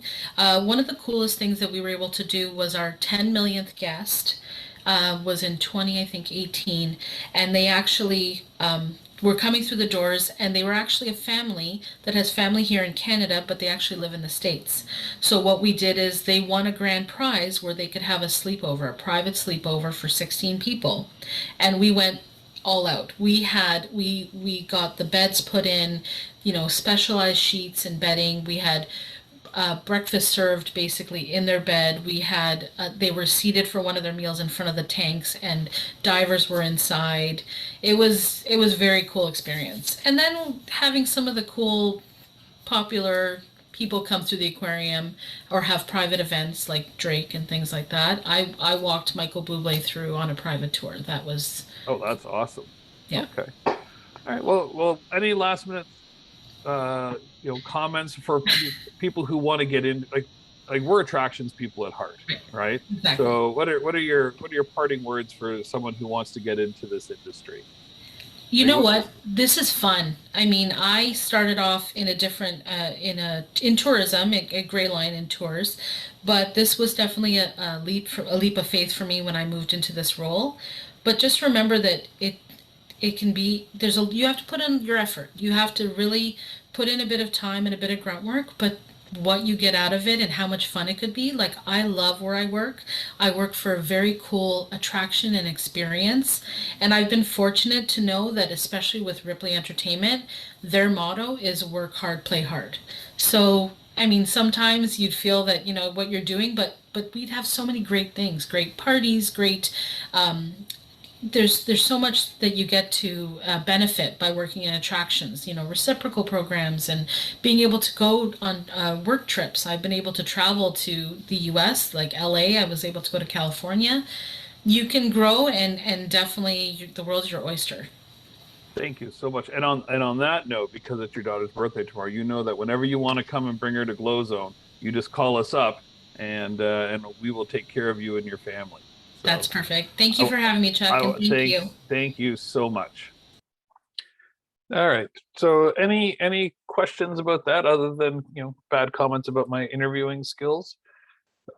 The reciprocal program is definitely a really cool perk, and as Patch on the call could attest to, it's not, and maybe he doesn't get it, but it was nothing for us as they're growing up to make a call to Mike or to make a call to Sandra and say, hey, we're coming down for the day, and there'd be tickets waiting for us, and we would get to go to all these attractions, or pick up for in the morning and head over to African Lion Safari. And you look at some of these bigger attractions and quickly realize that you take a family of 5 to Wonderland or to African Lion Safari or even the aquarium, for a lot of people, like that's a big deal outing. That's a $300 or $400 day, and we're doing it on a weekly basis for free because of the industry that we're working in, and the connections that we've made.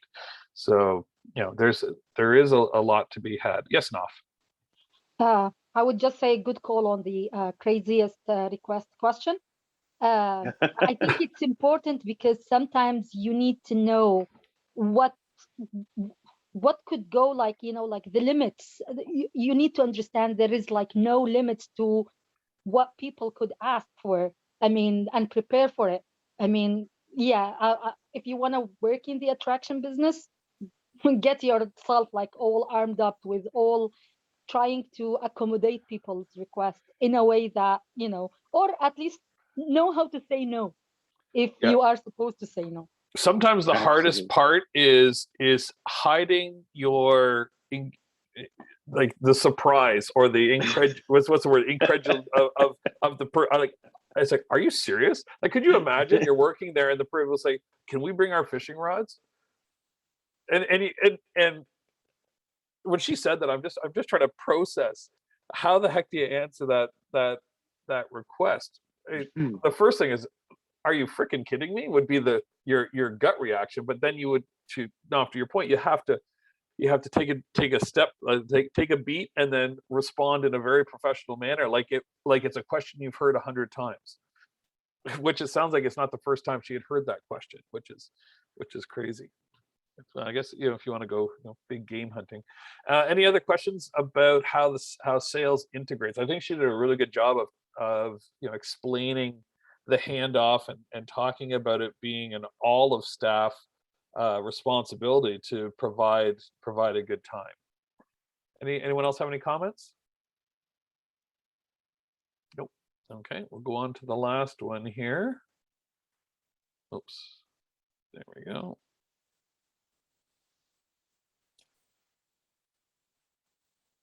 You're recording now. All right, so tell me who you are. My name is Ryan Vandervorn. I'm one of the owner-operators here at Glow Zone 360, and today we're at the Brampton location. All right, and so what we need you to do is sort of tell me what a week in the life or a day in the life is of someone who owns and operates a small FEC. It's there's a lot to get in here, but we'll definitely go through a day in a life, a week in a life, as it is. Okay, so obviously today's Monday morning. So what happens on a Monday morning? Monday morning. So we've just had our busy weekend. I come into the facility. I want to inspect the facility. It's all about kind of going through, seeing the condition of the facility, making sure things are safe. So I do a complete facility walkthrough from front door to back door. I'm checking the cleanliness of the night before. I'm just making sure that the building is safe. It sounds silly, but I'm checking to make sure that the toilet paper is stocked and ready for the day, the paper towel, the soap dispensers, all that type of stuff. Eventually I'll be balancing off the week, so we'll be going through all the reports for the previous week, making sure that we're balancing, counting cash, preparing deposits, also responsible for inventory. We go through a busy weekend, we sell pizzas, we sell concessions, we sell a number of things, and it's my responsibility to make sure that we're fully stocked, ready to go. So I'll be placing orders, contacting the vendors, going to the various websites, placing those orders, arranging all that type of stuff. So lots to do, lots to be responsible for. Let's keep talking while you do your walkthrough here. Okay. This will give everyone a chance to see our lovely place too, because we keep talking about it at the course, but we haven't really seen it yet. Yeah. So obviously, as I'm going to walk the course, here we are. We're in our golf course. Typically, the staff are vacuuming this course twice throughout the week. So sometimes on a Monday night, they may vacuum 1 to 9. On a Tuesday night, they may vacuum 2 to 10, or sorry, 10 to 18. And that happens a few times throughout the week. But it's important that as I'm walking through, I'm just kind of checking the garbages, making sure that they're not overflowing. I'm inspecting the props to make sure that they're still standing and safe. I'm checking temperature levels. I feel a little cool in here right now, but as we're changing the seasons from summer to fall, eventually into winter, you want to make sure that your HVAC systems are properly programmed and scheduled so your guests are comfortable. When I talk about checking props, these things are fastened down, but if I were to push on this and it falls over, the last thing I want is for somebody to get hurt. So as you're doing your facility walkthrough, you're checking the props. I'm checking my emergency exits, making sure my emergency exit lights are operative, the door is secure. Again, more garbages. There's fire extinguishers that I'm checking. I typically do that on a monthly basis. There's a schedule that allows me to go through, check my emergency lighting. So let's talk about sort of the policies and procedures. So, you're doing this walkthrough. How did we determine, or how did you determine what do we need to do on a daily basis? How do we make sure that this all gets done? So that when you walk in, you're like, okay, it's not dirty, it's not busted. Yeah. So the policies that we have in place, we've actually put procedurals in binders. So we've got binders, whether it's a cleaning checklist or it's a closing checklist. Let's see one of those. We'll get one of them. I'm only pointing it out because it's important. So I see that, there's garbage left. This is frustrating, but did the staff do a proper walkthrough last night? Well, this is 1 cup. Am I going to find more when I go through? I may, but if I do, it's important to provide feedback for the closing team because, again, we all work together, and as long as we can stay on top of our stuff, and this will be done. So down here, we've got a number of different support binders for various procedures, from staff resource binders, in here, various things about, your daily daily cleaning list. So what's responsible to be done in the lobby, front counter, washrooms, party rooms, laser tag. It's just basically a checklist. And this checklist is done 7 days a week. And then on top of that, there's a little bit more specific ones when we talk about, when I said earlier about vacuuming certain things on certain days. Again, here's another example where you get down here to some of the more specific. So Monday, some of the additional cleaning where they're doing some additional work in the bathrooms, additional vacuuming throughout the laser tag and mini golf. So again, lots of procedures in place. The staff use these as resources so they know at the end of the night what their responsibilities are. So the next day, whoever's opening up and getting ready for the business is ready to go. Cool. So I'll continue to do a walkthrough, stuff like that. Again, I'm not necessarily checking inventory levels now because I do that with my clipboard when I walk around, but I'm inspecting all the arcade games, you know, making sure that they're all in working order and stuff like that.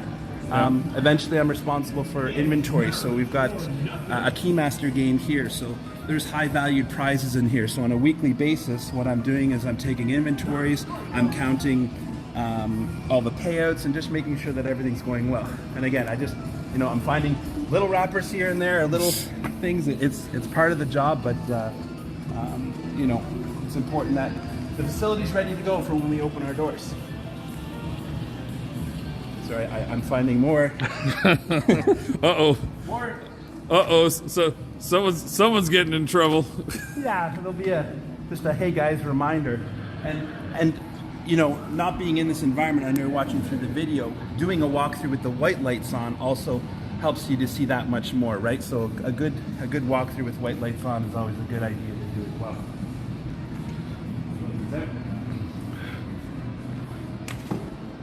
So how much of your week is spent on administrative stuff?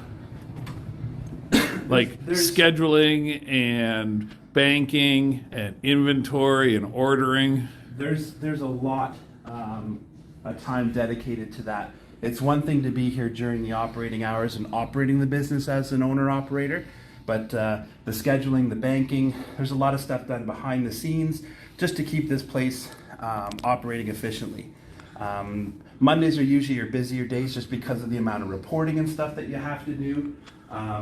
But in addition to that, you know, with the scheduling, the number of vendors that you have to stay on top of for ordering, it's a lot. So now we're in laser tag. Again, just a quick walkthrough in here for the purpose of making sure that, you know, things are operating. I'm checking the lights, making sure all the lighting is working properly. Now, found a little piece of garbage.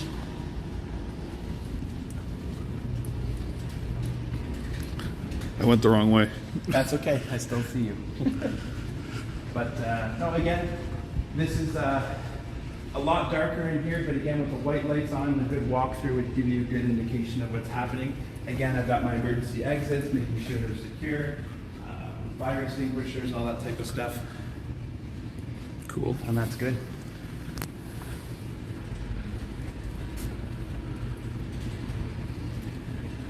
So what do you enjoy most about it? I enjoy most, you know, you work in a fun environment. This is where Glow Zone's all about having fun and providing fun for families, for young adults, really people of all ages. And, you know, being an owner of a business that allows me to do that, where I can do that on a daily basis, you know, I love coming to work. You know, I'm not sure everybody can say that, but I definitely enjoy coming to work. Again, just the maintenance room. I'm doing a quick check around. I'll be doing some inventory of, you know, my paper towel, toilet paper, all that stuff's important. The last thing you need to know is on a busy Saturday, a guest comes to the front counter and says, we're out of toilet paper, we're out of paper towels. So I'm making sure that we're well stocked and ready to go. And, you know, especially with these times now, there's many vendors that are low on inventory. You know, the supply chain's been definitely much different than it has been. We've had to find other suppliers for our 12-ounce cups because the plastic products aren't available. So we're switching either to paper or we're going to a 10-ounce or a 14-ounce cup. You always have to be ready to pivot and ready to look at solutions to keep your business going. Yeah, we had to switch to 16-inch pizzas, right? Which the party kids appreciate, but that's just extra money going out of our pockets. Yep. Yeah, so just a quick browse through our kitchen again. I'll be doing a more in-depth inventory shortly, but again, as a quick inspection, you know, having an oven and having food, it's really important that this place is properly taken care of. I want to make sure that all of the products in here are properly sealed and put away. The last thing you want is to find that the cover on the cheese or the sauce wasn't done properly, and your product's going to go bad and you can no longer serve it to your guests.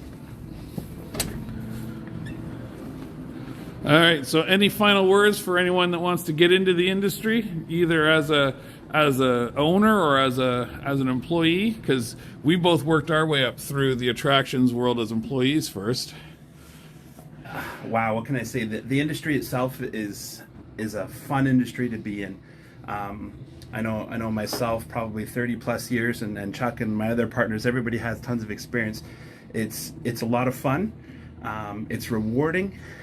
Can be challenging at times, but it's being in the entertainment industry allows you really to provide fun. And who doesn't want to have fun nowadays? That's a good point. Yeah. Well, thank you very much. And maybe one day we'll get you in live in a class. Maybe next time we do it. All right. Thanks. All right. So those were our three interviews with people kind of talking about the day in the life. Anyone have any thoughts? You know, what are after seeing all that, questions, thoughts on the industry, anything like that? Get rid of all the really melted Jolly Ranchers. Yeah, sorry, buddy, I threw them out. You're not going to get to eat them. Yeah, that's my kid. Always thinking with his stomach, just like his dad. Don't be shy. Oops. Nothing. All right. So Mike, we've got what time is it here? How are we doing on time? It's like 9:56 right now. All right. Well, before we go into this, why don't we talk about, we talked about some of the crazy stories, that Sandra had. Mike, let's tell a fun one off the top of your head, off of some of the insanity that you've seen over your years at an attraction. I think you're like I said, there are so many days I've seen some pretty crazy things, or like I've had to deal with things where I'm like, really, that's a new one. I'll say, one of the ones that sort of sticks out in my head is, at Ontario Place, how we ended up having to buy a new prosthetic leg for a guest.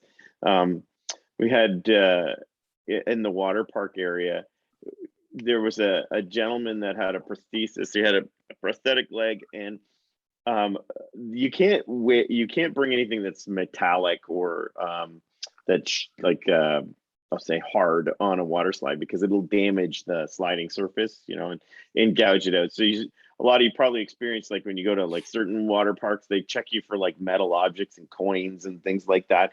And the reason is, that it gouges the sliding surface, and then the next person down could get injured or something like that. So we had a well-intended operator, catch that, this gentleman had a prosthetic leg. They're made of like carbon fiber and aluminum and all these things. So definitely a no. But this is one of those ones where we had, selfie sticks for sure. But we didn't have a policy, like a real, like, in your training manual, you didn't write, what do you do if someone comes with a prosthetic leg? So, this operator made all the right choices. He's like, well, I understand the rules about metallic objects, things like that. So I'm going to have to ask the rider to leave the prosthesis behind, so that he could go down the ride. And of course, he was like, all right, I'll leave mine. So, detached his leg and hopped over and went on the slide. Some of those things we talked about, Chuck mentioned before, where people leave things behind, and but it always kind of comes down to that basic rule of like, don't take don't take responsibility for anybody's stuff, because if something bad happens to it, you usually end up buying it. Well, this time the gentleman rides down the slide, and he was told by the operator at the top to just talk to someone at the bottom, and I'll send someone up to go get your leg for you, because obviously he's not going to be able to do it, and then we'll help him out. Well, so while this gentleman was looking at the top of the tower and they were kind of waving to the guy, the guy at the top had leaned the prosthetic leg up against the railing. And if you were kind of railings on like amusement, they've sort of picketed sort of metal slat fence or whatever. And so he waved at him to say, hey, I'll, and then they called and said, we'll send that down. And I guess the way it looked is the kid bumped into the prosthetic leg, which kind of pushed it between the slats of the railing. So it fell off the tower. And the tower is about 60 feet high.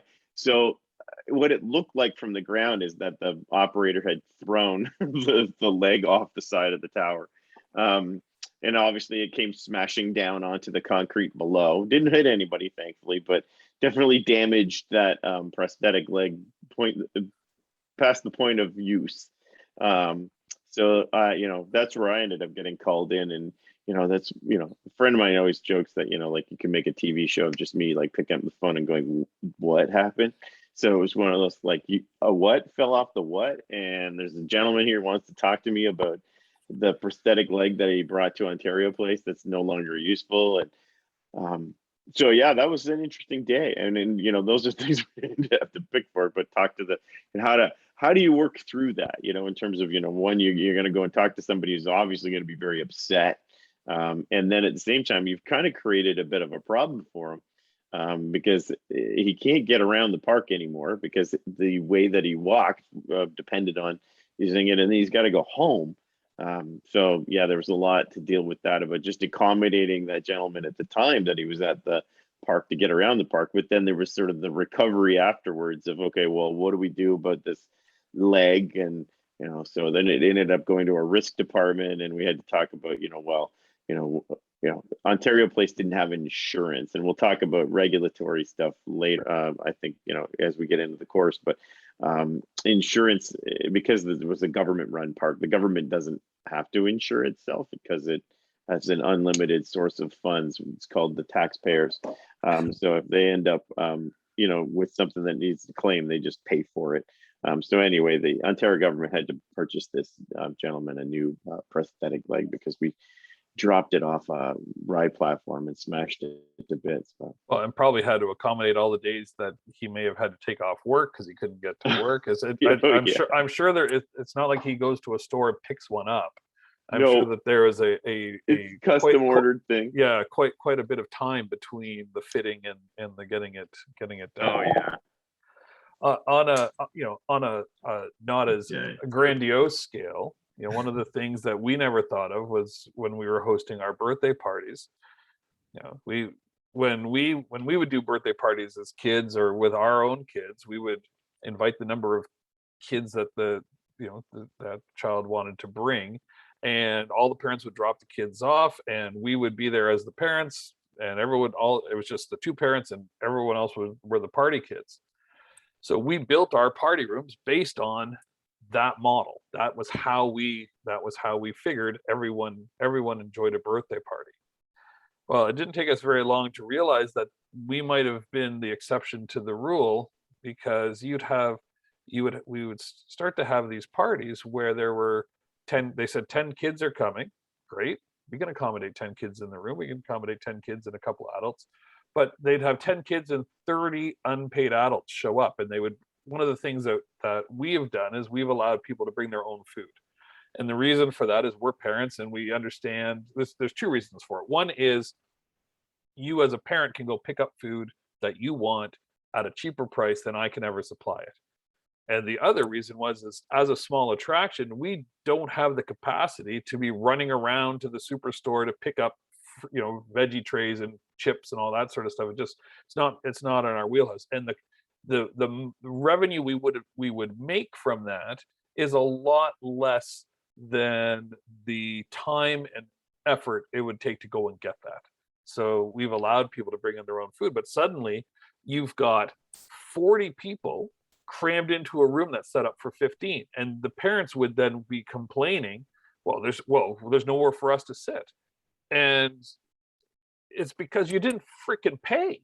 Like I said, if you wanted to pay, we would have collapsed some rooms and off we go. So we had to then make sure that up front we let people know what the expectations were. And it's especially true right now, where we are limited in terms of how many people can come in. So we've now set up a basically a procedure and a rule saying, for the first 10 kids you can have 2 adults unpaid, and for every 5 after you can add one for free.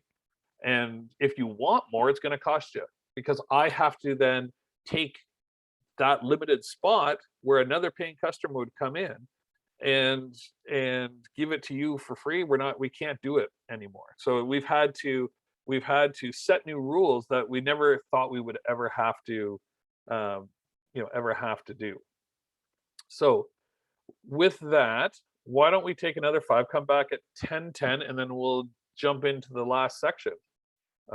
And maybe Mike, you can tell some more stories. One of my favorite is the raccoon that was stuck on the walking on the ride. Oh yeah, that's not for the faint of heart. No, it might not be for this class, but anyway, we'll let people know afterwards. Anyway, we'll see you guys back in 5 minutes.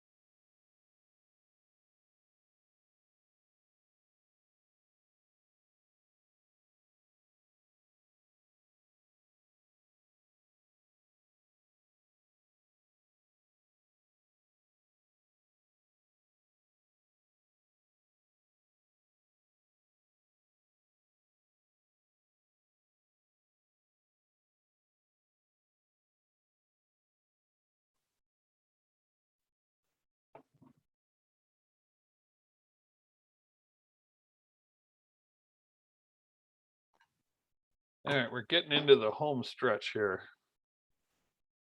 of today's class.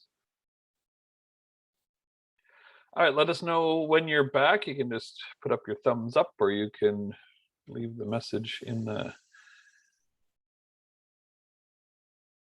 Good, we got Brittany.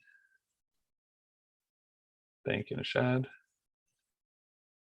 Patch, thank you. Do the laugh. Do the laugh, he says. They have made me completely self-conscious. They have, because they're here in the mornings when I'm doing these when we're doing these on Wednesdays, and we've done so many meetings. They say that I laugh at my own jokes, and when I do, I sound like I'm trying to start a car.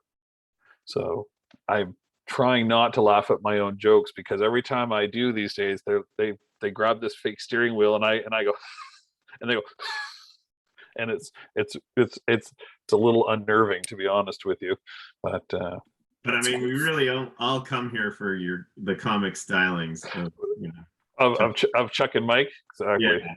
I mean, Exactly. It's quite fun for everyone else in the family. You go on mute. That's it. I'm docking your pay. All right. So let's continue on. One of the common themes that we heard in all of those day in the life of interviews is that it's about having fun. It's about making memories and making sure other people have fun. So feel free to dive in. I've put the Padlet link into the chat box. So let's dive into that. And so every staff member has the ability to make or spoil a guest day. So jot down some of the ways that each of the positions could enhance the experience. And I've got the 3 positions, but I also have, you know, items that fit all 3. So there are some very specific things that, so a ride operator could do something that a sales manager could do, and that would be, Mike, help me out. What's a ride operator going to do? That could, they can ensure that the queue line is moving really quickly and that people know how long they have to wait. Yeah. Like there's a good example of something that that is specific to the ride operator versus what's going up here, which is smile, make the experience safe and fun, and that sort of thing. So think about some things that are, yep, there we go. That might be specific to, each of those positions, and also some things that are for everybody. So that's right. Is that you, Mike? Are you doing are you populating it? No, I didn't do that one. Well, that's awesome. Whoever is putting those ones down, that is exactly right. And that is something that also would fit into the manager, right? So one of the things that I am trying to train into, that's right, walk the floor, talk with people. One of the things I'm trying to train our staff to do, when I work there on Wednesday nights, and if any of you are ever bored and want to come to the Brampton Glow Zone on a Wednesday, you just show up and introduce yourself, because I'm there on Wednesday evenings and you will play for free. One of the things that I do is get out from behind the desk, and I think we've talked about this before, and we own the games, right? We own our games now. And so what we do is I take the card, and if people are there on a date and have just paid for mini golf, I'll let them play some air hockey. We do a 3-game challenge. They play air hockey, they do the racing game, and they play basketball. It costs us nothing. It costs me nothing to do that. And suddenly they're getting all this extra value. And a lot of the times they will, they'll buy a card, and it will actually make a little bit more money.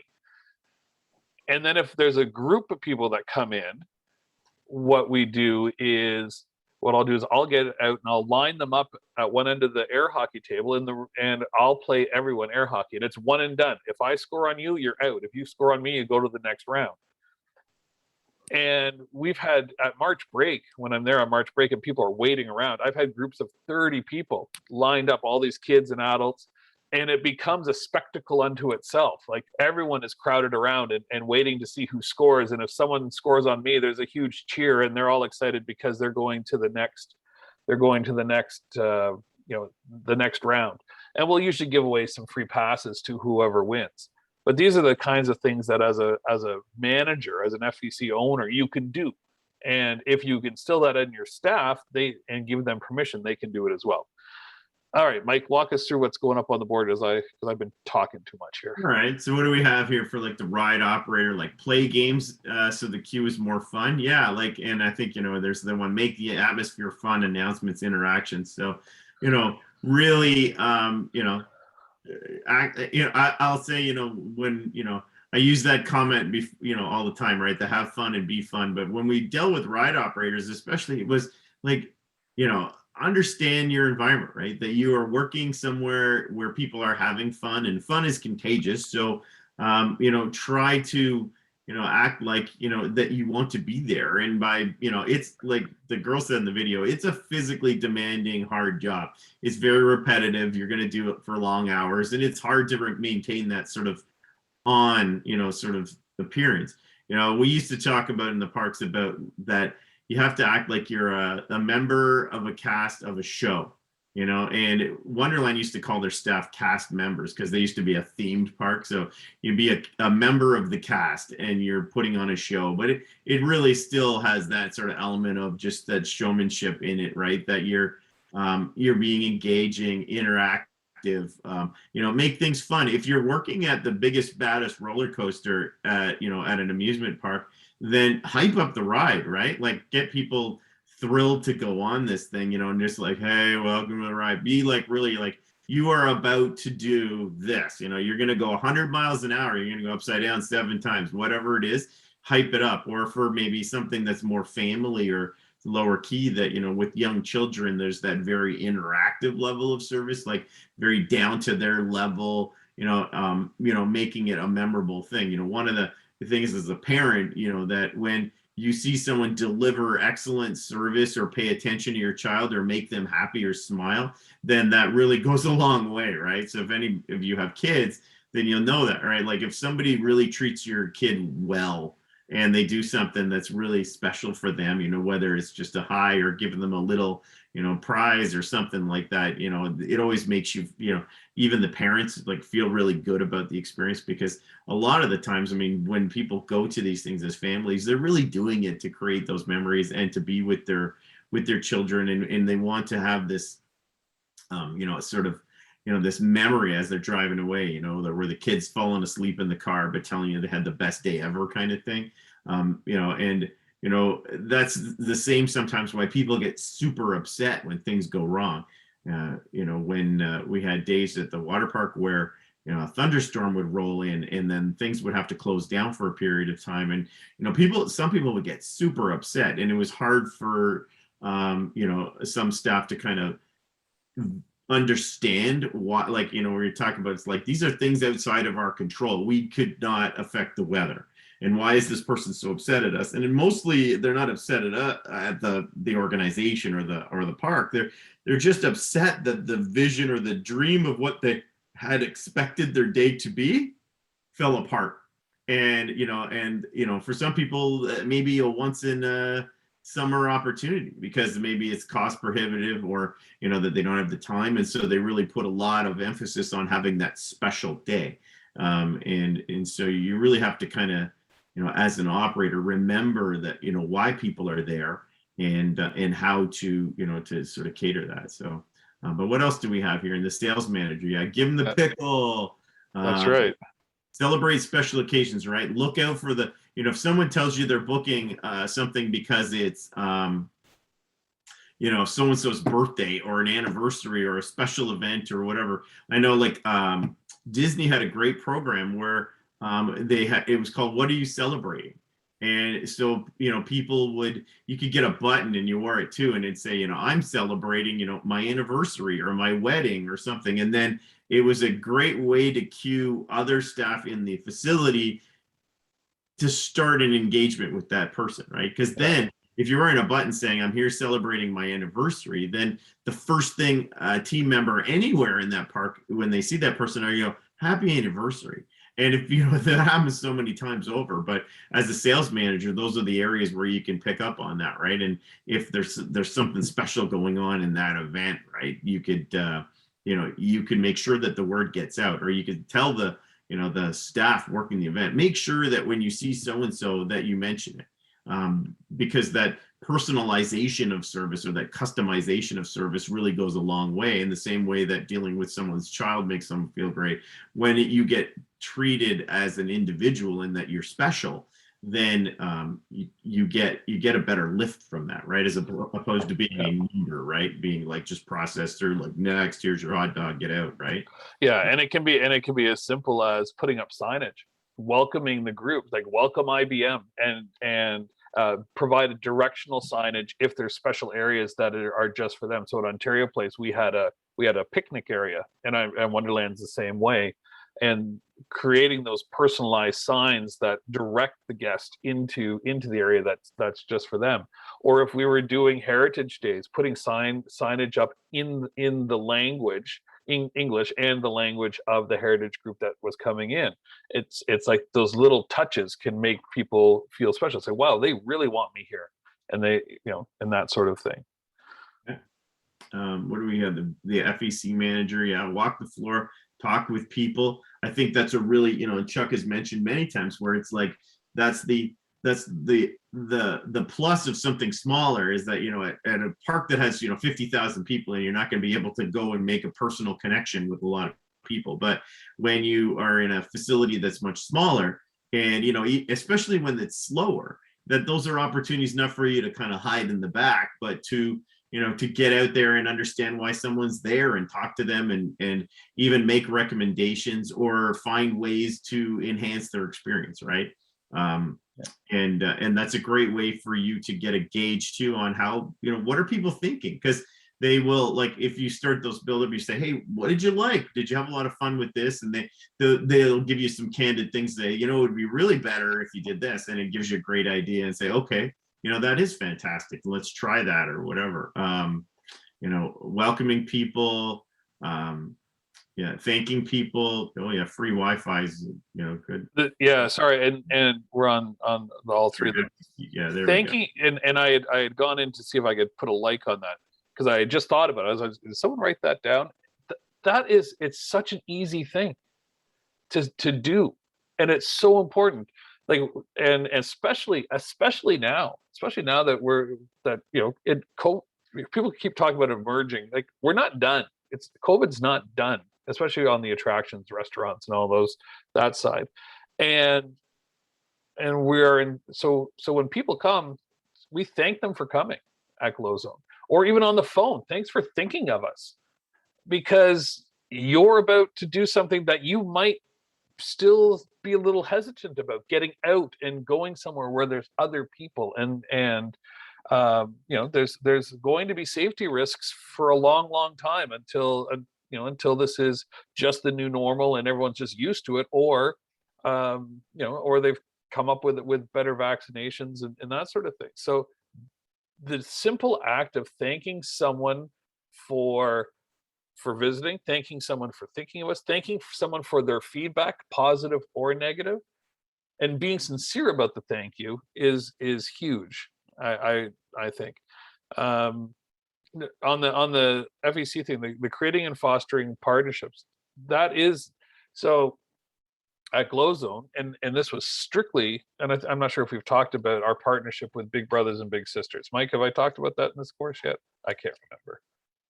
I don't think so. Okay, so one of the first things we did is we're opening up, brand spanking new 6-7 years ago, and we need to figure out how do we get into the news in a way that has a very positive spin on what we're doing, without us having to spend any money, because we don't have any money, because we've spent $1.2 million to open up that Brampton location, and we're pretty tapped out. So what we decided to do was we reached out to Big Brothers and Big Sisters, and we said, we would like to partner with you to allow your bigs to bring littles anytime for free, because we know that they're already, it's such a great organization, and the big brothers and big sisters usually end up spending their own money, their own personal money, to take the littles out to do experiences. And we thought, well, it doesn't cost us anything to have people in the building, and this is a great organization, so let's do that. And they said that would be awesome, thanks so much. And we started the program with, we gave 10 seasons passes basically, and the bigs could sign them out at the office, and off we went. Well, that did make good news, right? So we were able to get into the newspapers we wanted to get into, and then a year later got back into the newspapers again, because they actually they gave us an award for the business partner of the year award. And then when the first year ended, because we said we'll do it for a year, they called and they said, is this something you're going to continue? We said, oh yeah, absolutely. And not only we're going to continue it, we're going to expand it now, where you don't need to have the card, because it was a pain in the butt for the bigs to go in and get the card from the office. They all have little membership cards that say they're big brothers and big sisters. It's now just an open call at both locations, that the big brothers and big sisters can come in anytime and play some mini golf and play some laser tag with their littles as part of their weekly experience. So it's one that has helped us, and I think we're helping build that community out. So they're mutually beneficial, are those good partnerships. Sorry, continue on, Mike, because there's a bunch of good ones in here as well.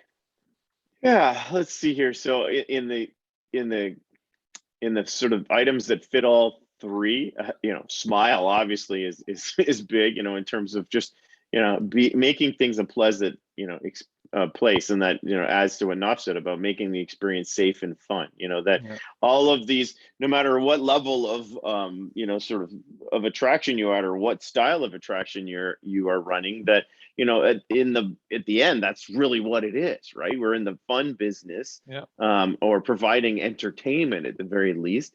And how do you do that in a safe, controlled manner that that doesn't suck all the fun out of that experience, right? That it's not a sterile kind of thing. So yeah, everybody has a responsibility for that, right? In terms of creating those memories and making those things happen. Cooperate and fill each other's positions. I think that definitely in lots of ways about just in a lot of, like, in the FEC world, or at like something like the Glow Zone, you are going to wear all the hats, and on some days there may be just one person in there, and it may be the owner, Chuck, and he's got to do it all. And or where there's very small staff, someone calls in sick, and all of a sudden you're like, well, we're not closing the doors today, we're going to have to manage this. So how are we going to be able to deal with those kinds of things and still provide a very good level of service? That sort of and that sort of bundles into that, handling complaints, being empathetic, be understanding. I think more than ever now, like, we are having to show empathy, right, in all kinds of places, about people's experiences, their fears about going out, or maybe just just that sort of difficulty in which it takes to kind of now navigate all those things, the frustrations of sort of new rules or limitations, and changes in experience. And it kind of cuts both ways, right? That obviously the operators are dealing with these things on a daily basis and have to sort of change things or do things, and then the people who are going to those attractions have to face different challenges or different sort of hurdles as they go through there. So yeah, all really good things. Free Wi-Fi, love it. I think everybody should have free Wi-Fi everywhere now. So. It is a really from an attraction standpoint, it makes good sense. It allows people to share their experiences live as they're happening.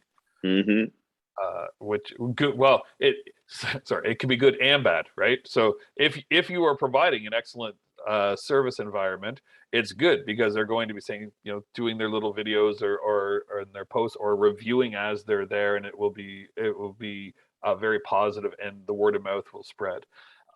And larger facilities are starting to use, I'll say, yes, they provide free Wi-Fi. There is a, ulterior motive in terms of providing that data access, and that you do get valuable business data from those activities.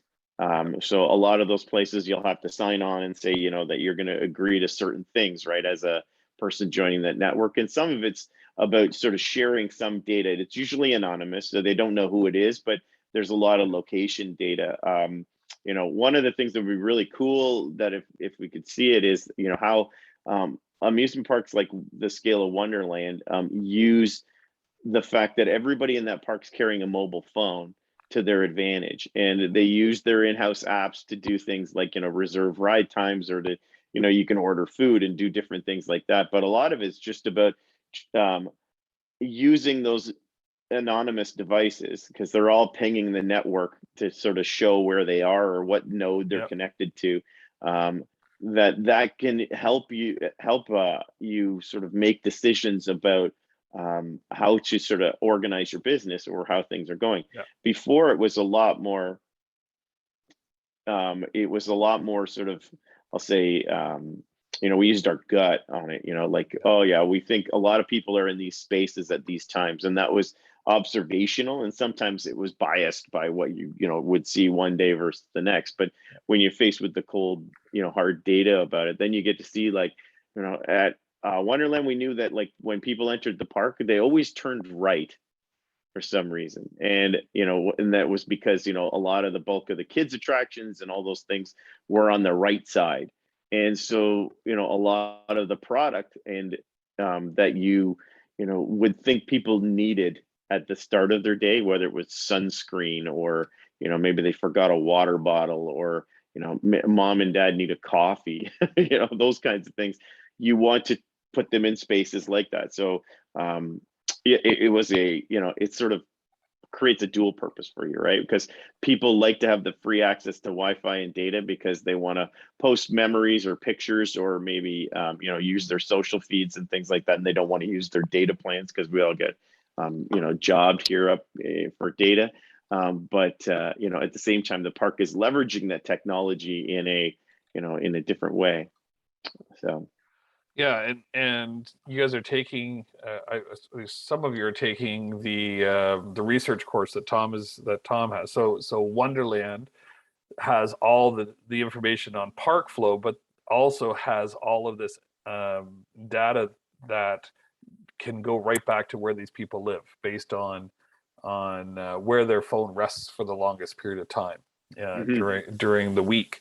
So then you can find out who's coming and where they're coming from and all this other information, and then you can then correlate. Can you correlate that against where the people move in the park? So are teenagers that are coming just with a group of teenagers, do they have a more specific traffic pattern than the families with the young kids, or the corporate groups? It's insane, the amount of information that you can the amount of data is crazy. Even stuff that's accessible to I'll say users with less sort of smaller budgets and things like that. Even some of the Google business metrics that you can get are pretty crazy. And with even at Wet and Wild, we could get data on our website about not just about unique visitors and things like that, but when they get to the site, what pages are they clicking on? Where does their mouse hover over, even if they don't click? So and some of that would tell you about whether are a lot of people looking up your rain policy, or a lot of people looking up, when you put something on the screen that's, a program that you maybe want to initiate, are people clicking on it, or even people are just kind of hovering over it because it's getting their attention, parts of that. So there's lots of ways of using that information for sure. But yeah, in terms of creating memories, it's about understanding your clientele, right? And in a lot of ways, when we talked about some of those things that are shared, a lot of it just has to deal with thinking and talking to people, right? Even in this sort of world of technology, in the end, you need to get a good sense of what people are doing and what they enjoy. And even in a big park, sometimes senior management or whatever just want to be in the crowd, because you get this sense of whether there's an atmosphere, whether there's a vibe to it. Watching people's reaction when it, like, I always got a kick out of when we opened a brand new ride at Wonderland, just sort of standing there and watching. Obviously I was watching it operate from like a sort of operational lens, and saying, did we, what our plans and how we trained the operators, did it work? But the other part was just to gauge the reaction of people as they exited the ride. Are they like high-fiving each other and talking, or are they like walking off going, what was that? Or are they running to the garbage can to throw up? That was Sledgehammer. Yeah. That ride was not good. Yeah. So that one, people just kept getting off and getting sick. So we knew there was something not quite right with the ride, because it was making too many people nauseous, and that came down to Mike, what is a good ride / throwing up ratio? Is it one, like, should out of every 100 guests, should one get off that ride thinking they've got a puke, or is it 10%? It should be fairly infrequent. Some of them you would see a lot more than others, but Sledgehammer was an interesting one because in the first day it was like an onslaught of people getting ill, and it was a good story because all the testing we did on the ride, and it was a prototype, we didn't, we put it through its gears, and I think I rode that thing about 8 million times. And maybe I just had a higher tolerance than most people because I rode these things for a living. But we learned really quickly that there was a very small offset between the rotation of the main ride and the little gondolas that people sit in, and it was creating a little bit of an effect, we'll call it. And some people were really sensitive to it, and it made them just insanely nauseous. So that was where we had to, after our first weekend of operation, and we sat down and looked and said, what just went on here? We started doing some, accelerometer testing and things, and we have some devices we could put on the ride to see what it was doing. And, one of the engineers of the manufacturer said, well, why don't you try dialing this back a little bit? And it was just to adjust the speed. And once we did that, the next weekend we didn't have a repeat of those issues. But that first weekend was kind of so I guess what it just comes back to is you have to sort of watch and monitor, right? But some of it's just very tactile experience, right? Where you're just gauging what people like. And in that case, we learned real quick that if we didn't make a change to that ride, that it was definitely not going to be a hit. And that we're going to get a lot of comments about how much it ruined people. Well, that's right. And the issue is that if they went on it first, that could ruin their whole day, because once you've got the dizzies, it's hard to go and jump back on the saddle, as Exactly. They say. Oh yeah, okay, I'll go on another roller coaster today. Absolutely not. Where are the shows? Show me the shows. All right. Any other comments? I'm just going to stop sharing. Any questions or comments about anything we've talked about today? Either we've done a good job, or we've once again bored you. There's lots of every week. There's lots of info, so I want to make sure that you guys are okay with it.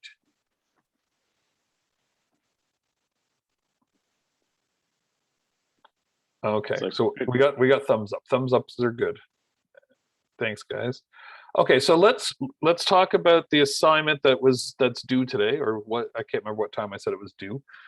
What I didn't realize is that I hadn't actually published the assignment. So if you were trying to upload it, I don't think you probably could have until last night when I actually made it visible to you all. I'm still trying to figure out this whole online learning back end kind of thing. It's very different than when I was a student. Did you find, because this time we did that rubric when we walked you through it, did you find it helpful enough? Yes, the rubric is quite helpful, and I would say even the changing of the timing is quite helpful too, because I usually like to have the assignment submitted after the class in case I have last minute questions. Sometimes, I don't know, I mean, I'm not that kind of an email person. Yeah. And I prefer to direct my question because sometimes I feel like I can't express my thoughts in without seeing the person's face, like he gets my idea what I'm like hinting at. Right. So when you postpone the time until 11:59 today, that is great for me. It works great for me. Okay, so did you have any questions? Yeah, I do. I did ask about the citation one. I did ask about the ride thing. So there were couple or three questions that I slipped in. Maybe you didn't notice, but they were about the assignment. Believe me. Very sly of you now. That's awesome. Does anyone else have any questions about the assignment? Hopefully you found it fun to do because you got to use your creativity and come up with a small plan. This as we heard from the interviews, this industry is about fun, and even the development of attractions is fun, right? Because you're trying to picture it, and how can you make it so that everyone else is going to have a good time? So are there any other questions or comments?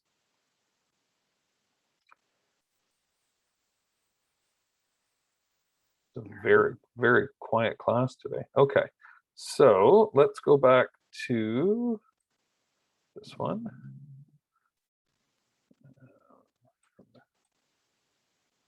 All right, so we're going to talk a little bit today about the final project, which isn't due until the very last week. And what I'm hoping we can do is, it would be awesome if on that last day of class, we meet in person, at least everyone that is able to meet in person. And Mike and I will bring some coffee and some donuts, and we will hopefully have you guys do a quick presentation of your final project. So we are asking everyone to build out their own attraction. And once again, this is in 2,000 words. So this is not, we're not talking about, a full in-depth off you go, but just taking that 30,000 foot view that we've been sort of attacking this course at, and layering them into whatever attraction you try to build. So we're going to be looking, you want to be able to describe your attraction, which is from that first unit, right? The size, the type, the theme, the seasons, the mission and values, all of those things that we talked about early on.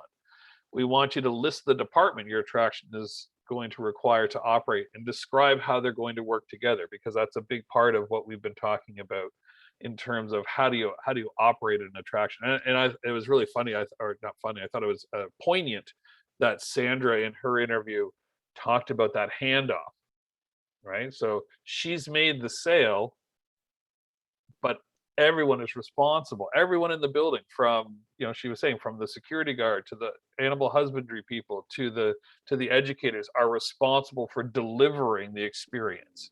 And that's very, very true. It's one of the things that I think we've done an okay job of hitting home, is that it's a group effort. Then we were going to want you to pick no more than 2 departments, and you can just do 1. It's up to you. And describe your process for hiring and training to ensure an excellent guest experience. So going back over last week's deck, and the types of training you're going to do, how you're going to hire them, it's all in the decks, and describe that.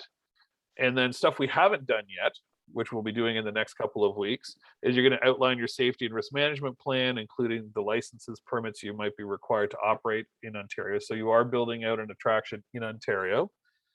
And then what are some of the expenses you're going to need to consider? So we are going to touch upon budgeting later on, but we just, like I said, I want to just get this out there now so you can start thinking about it. And then this is important at the bottom. So you're all competitors. The attractions industry works together to share best practices so that they succeed. So in other words, this is an individual project. We just found this with this online thing, I think it's just too difficult to ask for group work. But we do expect you guys to talk and share some ideas and some best practices. And it would be great if we could see in each of your projects some things that you can say, oh, we got this from, just say your attraction's attraction A. Oh, we pulled this from attraction B. We thought it was a good idea, and put that put that in. And then so you'll have that as a package that you will submit. But then we're also going to ask that we do probably a 7 to 12-minute presentation of what your attraction is, just going through these 5 or 6 points. And if you thought the rubric was okay, then no, it's not. This is not a group project. This is each person will hand in their own project. However, using the concepts of best practices, we'd like you guys to check in with each other to see what you're doing, and and you as the person building out your attraction, we want you to tell what you're doing to the other person, who will then hopefully steal some of your ideas. And it's which is, I know it seems very counterintuitive, but it is really, really true. Like I just spent last week in Ottawa at the Tourism Industry Association Summit, and sat and talked with a bunch of different attractions operators and staff, and we got right into the nitty-gritty of what's working, what's not working, and sharing all of that stuff so that we could take little tidbits back and implement them in our own operations. Because the more attractions that are up and viable, the more the notion of going to attractions gets ingrained in people's routines. And I know that people aren't going to be coming to Glow Zone every week, but if they go to Glow Zone one week and to the movies the next week and to a climbing gym the next week, and it becomes part of their routine to go out and do something fun, they're going to come back to Glow Zone more often than if Glow Zone just operated all by itself and they only went out to Glow Zone once a year because they weren't thinking about getting out and doing fun things. So the answer is, I think the answer is yes. Definitely share, right? Share the information, and help collaborate, in a way that sort of helps each other out. Bounce ideas off each other. Use and maybe something someone will be doing will kind of flip a switch on something that you were struggling with, or that you weren't thinking about, and can add it in. I guess what we're saying is, what we're looking for is collective success here, as opposed to anything else. It's very much just enjoy the assignment and have fun with it, but like use each other as a resource to kind of go through it. And really, this kind of flies in the face of a lot of the education system, where it's all about trying to get the best mark for yourself. But in the real world, there's that notion that when the tide rises, all the boats go up, and we subscribe to that. We the idea of collaboration. If one of you is succeeding, share that with other people and help them succeed, because in the long run, you'll be more successful because of it. Boy, I should be a philosopher, Michael. There you go. Just the 365-day calendar of Chuck. That's right. And I haven't built out the rubric, but I'll build out a rubric in the next week or so, and we'll post it, or we'll share it at the end of next week's class, and go from there. I thought the rubric might have been a little too prescriptive. It probably gave a lot of the answers.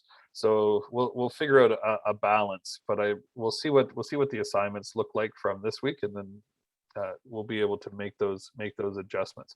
But I do think it's important that you have a rubric, so you know sort of what we're looking for, and have that idea. All right, I'm going to stop sharing. Oh, sorry, we're going to talk about next class. It's all about the rules.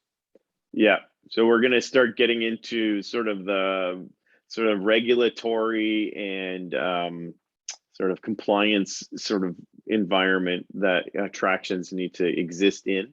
We're going to use Ontario, obviously, because that's the jurisdiction that we're living in right now, to sort of as our guide. I mean, they will obviously differ from state, province to province, state to state, country to country. There are some, I'll say, industry standards that apply across the entire industry.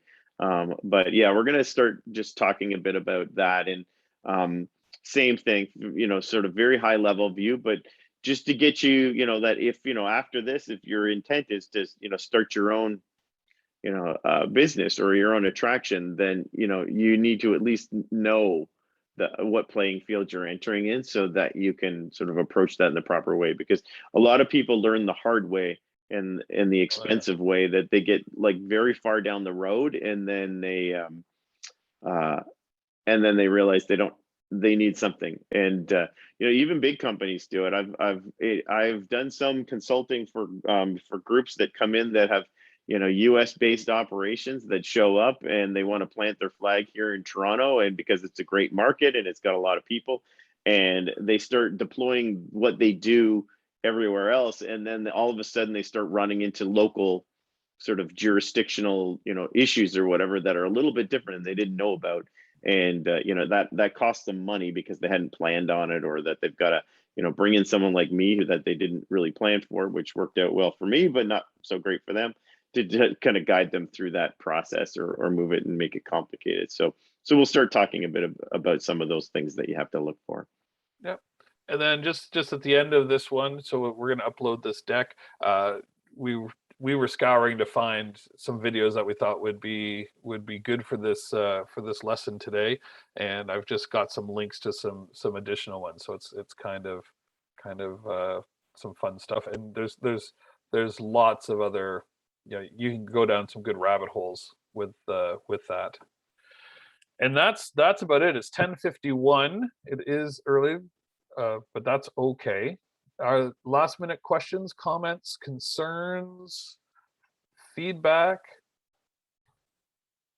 We lost Kara early, so that could be, that's either good or bad. Maybe she'd seen enough, Mike. That's it. I guess I'll watch my inbox for the next one. That's right. Next week it'll be Kelly or someone else teaching, because we're gonna be out the door. Nothing. All right, so I guess we just wore everybody out. It could be. So with that, thank you very much for your participation today. I those Padlets are an interesting, best $10 a month I've spent, because it's really nice to see how you guys are viewing what we're talking about, and really hitting the nail on the head, as they say. So I think we'll end it there, Mike, unless you. No, we'll tell another story next time. You're right. I wouldn't want to record the raccoon story. Maybe we'll leave the raccoon story for in person on the last lesson. We'll just leave them hanging until then. About the raccoons. Leave them hanging. Yeah, kind of like the raccoon. No, sorry. Let's continue on. Well, he didn't really hang. No, that's true. Anyway, so with that, I'm going to stop our recording.